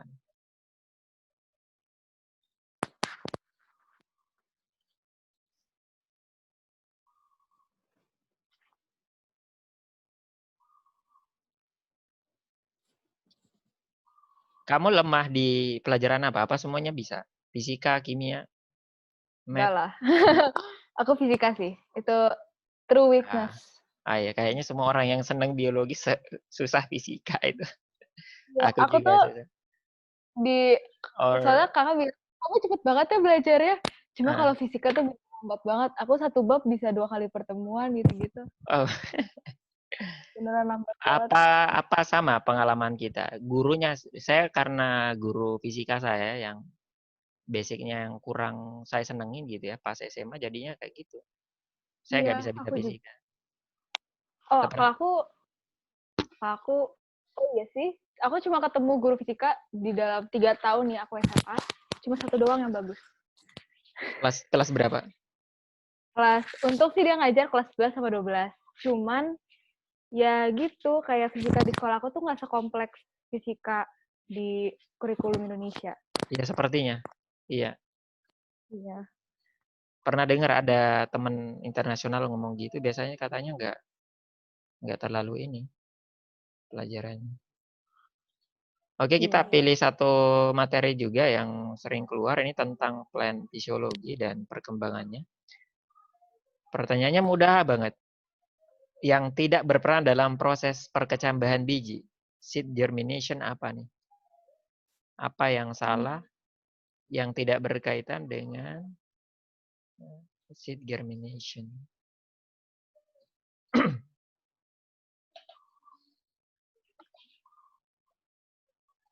Pilihannya apa? Nah, itu radical dari kata radix. It means root, ya, growth of root ya, gitulah kurang lebih. Imbibition of water itu boleh, diffusion of water boleh. Metabolic change, metabolismenya berubah enggak.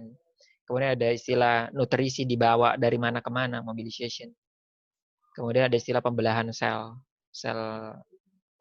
mitotic division yang tidak berkaitan. Apa saya jelasin ringkas? Baru kamu jawab? Jelasin. Jelasin ringkas ya. Kamu jawab, saya nggak arahin, tapi ya gambarannya kayak gini. Jadi kalau belajar perkecambahan, kita harus tahu ringkas-ringkas sedikit tentang struktur biji. Ini adalah biji pada tanaman ya. Ada pada tanaman dikotil dan monokotil, ada sedikit perbedaannya. Kurang lebih biji itu ada 3 komponennya. Semua biji tanaman mesti ada 3 itu. Yang pertama adalah setiap biji punya embrio. Ini yang jadi baby-nya nanti, yang jadi tanamannya. Kemudian yang kedua, dia mesti punya cadangan makanan. Kenapa dia punya cadangan makanan? Beda dengan kita, karena kita kan berkecambah atau berkembang di tubuh ibu, di mana ibu nyediain langsung nutrisi buat kita. Sementara biji terpisah dengan plant-nya, maka dia wajib punya cadangan makanan. Maka ketika biji dibentuk, ibunya atau tanamannya itu ngasih cadangan makanan ke dia. Pintar banget tuh tanamannya. Iya. Nah, pintar penciptanya sih ya. Ya, kemudian yang ketiga, dia mesti punya yang namanya mana tuh? Boleh seed coat ya, ini aja tambahnya. Dia punya pelindung berupa seed coat. Maka ada 3 komponennya. Nah, untuk embrionya kita cerita embrionya, baby-nya gitu ya, calon bayinya itu punya boleh 3 atau 4 komponen di sini. Pertama ada namanya epikotil. Tepi kotil itu kotiledonnya. Dia terletak di dekat atau di tepi dari kotiledon. Maka dia punya istilah kotiledon dulu nih. Lupa saya jelasin dulu ini kotiledon ini apa. Kotiledon itu yang menyebabkan muncul istilah tanaman atau plant monocot and dicot. Apa tuh kotiledon? Pernah dengar nggak fungsinya? Kenapa dikotil dia punya punya dua kotiledon, monokotil punya 1. Kamu ingat nggak kotiledon itu fungsinya apa di dalam biji?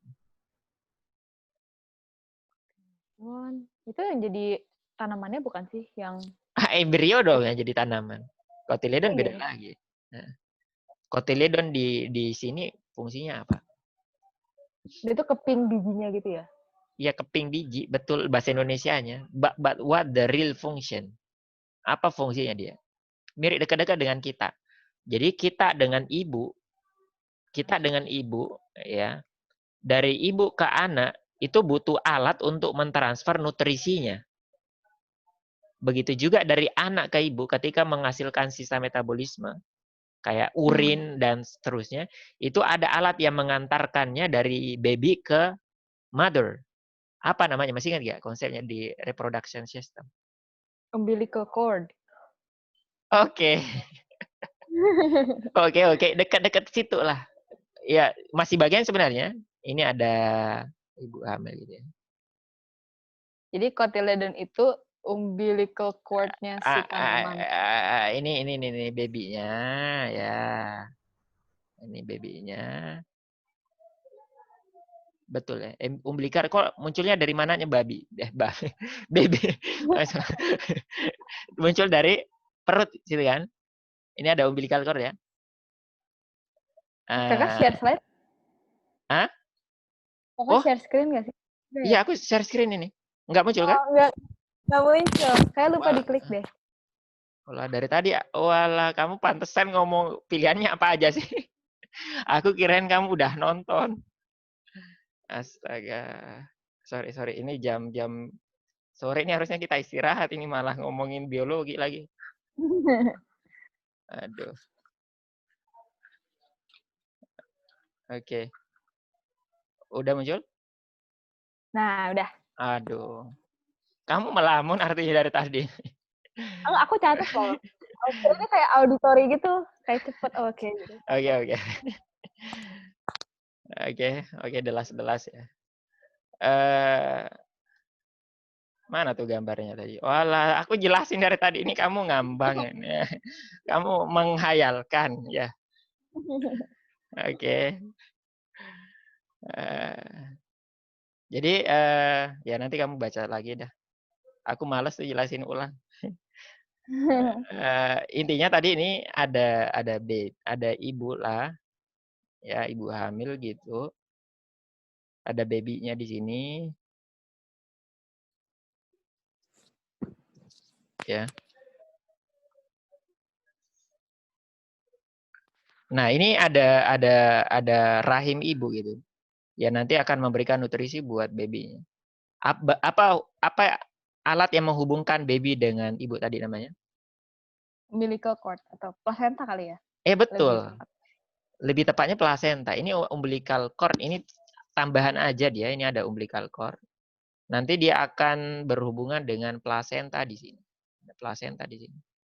Menghubungkan antara bayi dengan ibunya. Placenta betul. Maka kalau pada manusia ada placenta, pada tanaman ada namanya cotyledon. Gitu. Cotyledon itu placenta. Apa gunanya? Menghubungkan antara endosperm, cadangan makanan, dengan embrio dia. Dia nganterin makanan ke sana itu. Itu gunanya cotyledon itu. Nah, maka embrio tadi ya, ini ada embrio tadi ada 3 bagian di sini, ada epikotil, hipokotil, ada radikal gitu. Epikotil ini adalah bagian yang dekat dengan cotyledon, kata kotil, epi itu tepi. Nanti ketika tanaman berkecambah, epikotil ini membentuk 2 bagian dari tanaman. Dia akan membentuk daunnya. Ya, dia bikin daunnya dan bikin batangnya. Stem ya. Dia bikin 2 tuh. Daun dan batang. Adapun yang radikal ini yang bikin radix. Root ya. Maka lengkaplah, ada akar, batang, dan daun, root, stem, and leaf. Adapun hipokotil ini lebih menghubungkan antara siapa namanya radikula yang ada di bawahnya dengan cotyledon. Nggak terlalu penting lah untuk kita bahas yang hipokotil ini, jarang keluar di soal. Tapi yang kaitan dengan di soal tadi, setelah kita belajar struktur dari biji, ada istilah cotyledon, terutama yang kita pengen cerita tadi endosperm ini ya, cadangan makanan, dengan embrionya. Jadi kamu lihat gambar bawah ini. Ini struktur biji yang lebih kompleks. Ada paling luar tadi ada coat-nya, kulit biji, coat. Kemudian ada satu lapis jaringan di persis di bawah coat namanya aleuron. Ya, ini bagian penting dari biji. Nanti kita lihat fungsinya. Habis itu ada namanya endosperm, cadangan makanannya. Baru ini babynya atau embrionya. tahapan awal dari germination yaitu air masuk. Nih, wajib itu. Tahapan pertama air masuk namanya imbibition. Itu tahapan awalnya. Maka yang tadi ada imbibition itu harus benar. Apa gunanya air masuk? Air itu akan memicu embrio menghasilkan hormon. Ya. Namanya hormon giberelin atau GA. GA itu giberelin. Maka sama persis di manusia tuh, ya. Ketika ada ibu itu hamil, di awal kehamilan itu babynya menghasilkan hormon. Nama hormonnya itu HCG, Human Chorionic Gonadotropin, HCG. Ini yang dideteksi di alat test pack. Kalau nanti ada 2 atau 3 strip, artinya ada HCG di urinnya ibunya. Kalau ada HCG, artinya ada baby di perutnya. Kenapa? Karena ibu itu tidak bisa menghasilkan HCG. HCG hanya bisa dihasilkan oleh embrio gitu. Maka sama nih, di tanaman juga ada kayak gitu. Maka di sini embrio menghasilkan hormon juga namanya GA atau giberelin. Apa fungsinya giberelin dia hasilkan? Dia memicu bagian aleuron tadi, bagian luar ini. Ini bagian paling luarnya ini. Satu lapis itu yang bulat-bulat ini aleuronnya yang banyak ini satu lapis. Buat apa? Dia picu aleuronnya menghasilkan enzim. Enzimnya namanya amilase. Mirip dengan di mulut kita, dia juga bisa ngasilin amilase. Buat apa amilase? Amilase ini akan menuju ke tempat cadangan makanan, namanya endosperm tadi. Ini ada endosperm ya. Maka kamu lihat di sini, ini ada GA, ini ada GA, dia akan menuju ke siapa namanya? Ke bulat-bulat ini, aleuron, menghasilkan amilase. Ini dia di slide selanjutnya, di sebelahnya ini. Dihasilkan amilase. Amilase kemudian bergerak ke situ, ke cadangan makanan, sehingga memicu perombakan amilum jadi sugar. Gitu kan? Maka nanti oleh amilase ini, amilum jadi sugar. Buat apa tuh sugar? Ya, namanya aja sugar buat metabolisme. Dengan adanya sugar, maka the seed atau the embryo ya akan mengalami metabolisme. Ketika dia metabolismenya kemudian meningkat, dia kemudian bisa berkecambah, digunakan untuk perkecambahan sehingga terbentuk akar, batang, dan daun.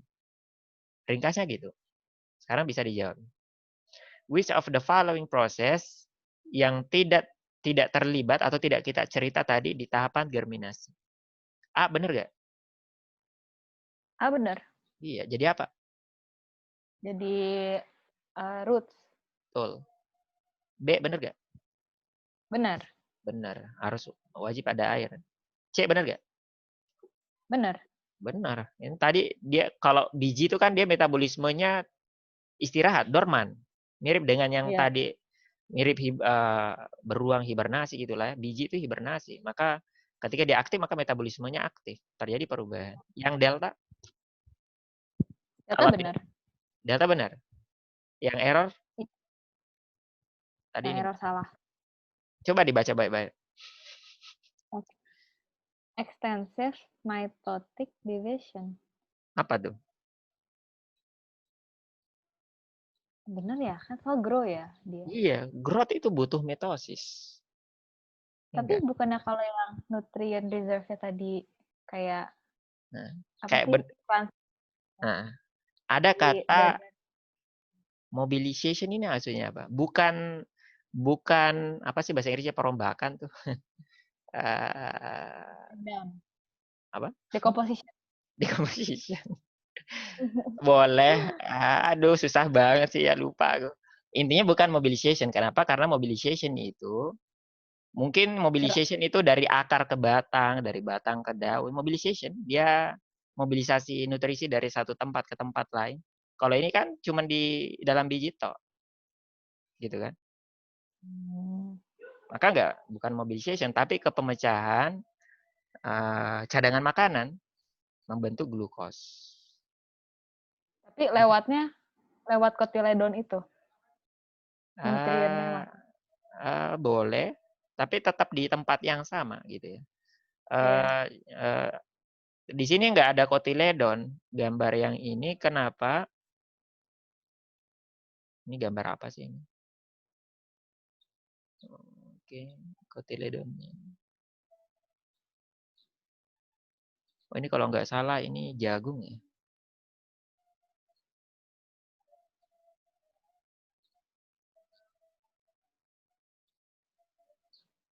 Ya kurang lebih gitulah yang delta ini jawabannya.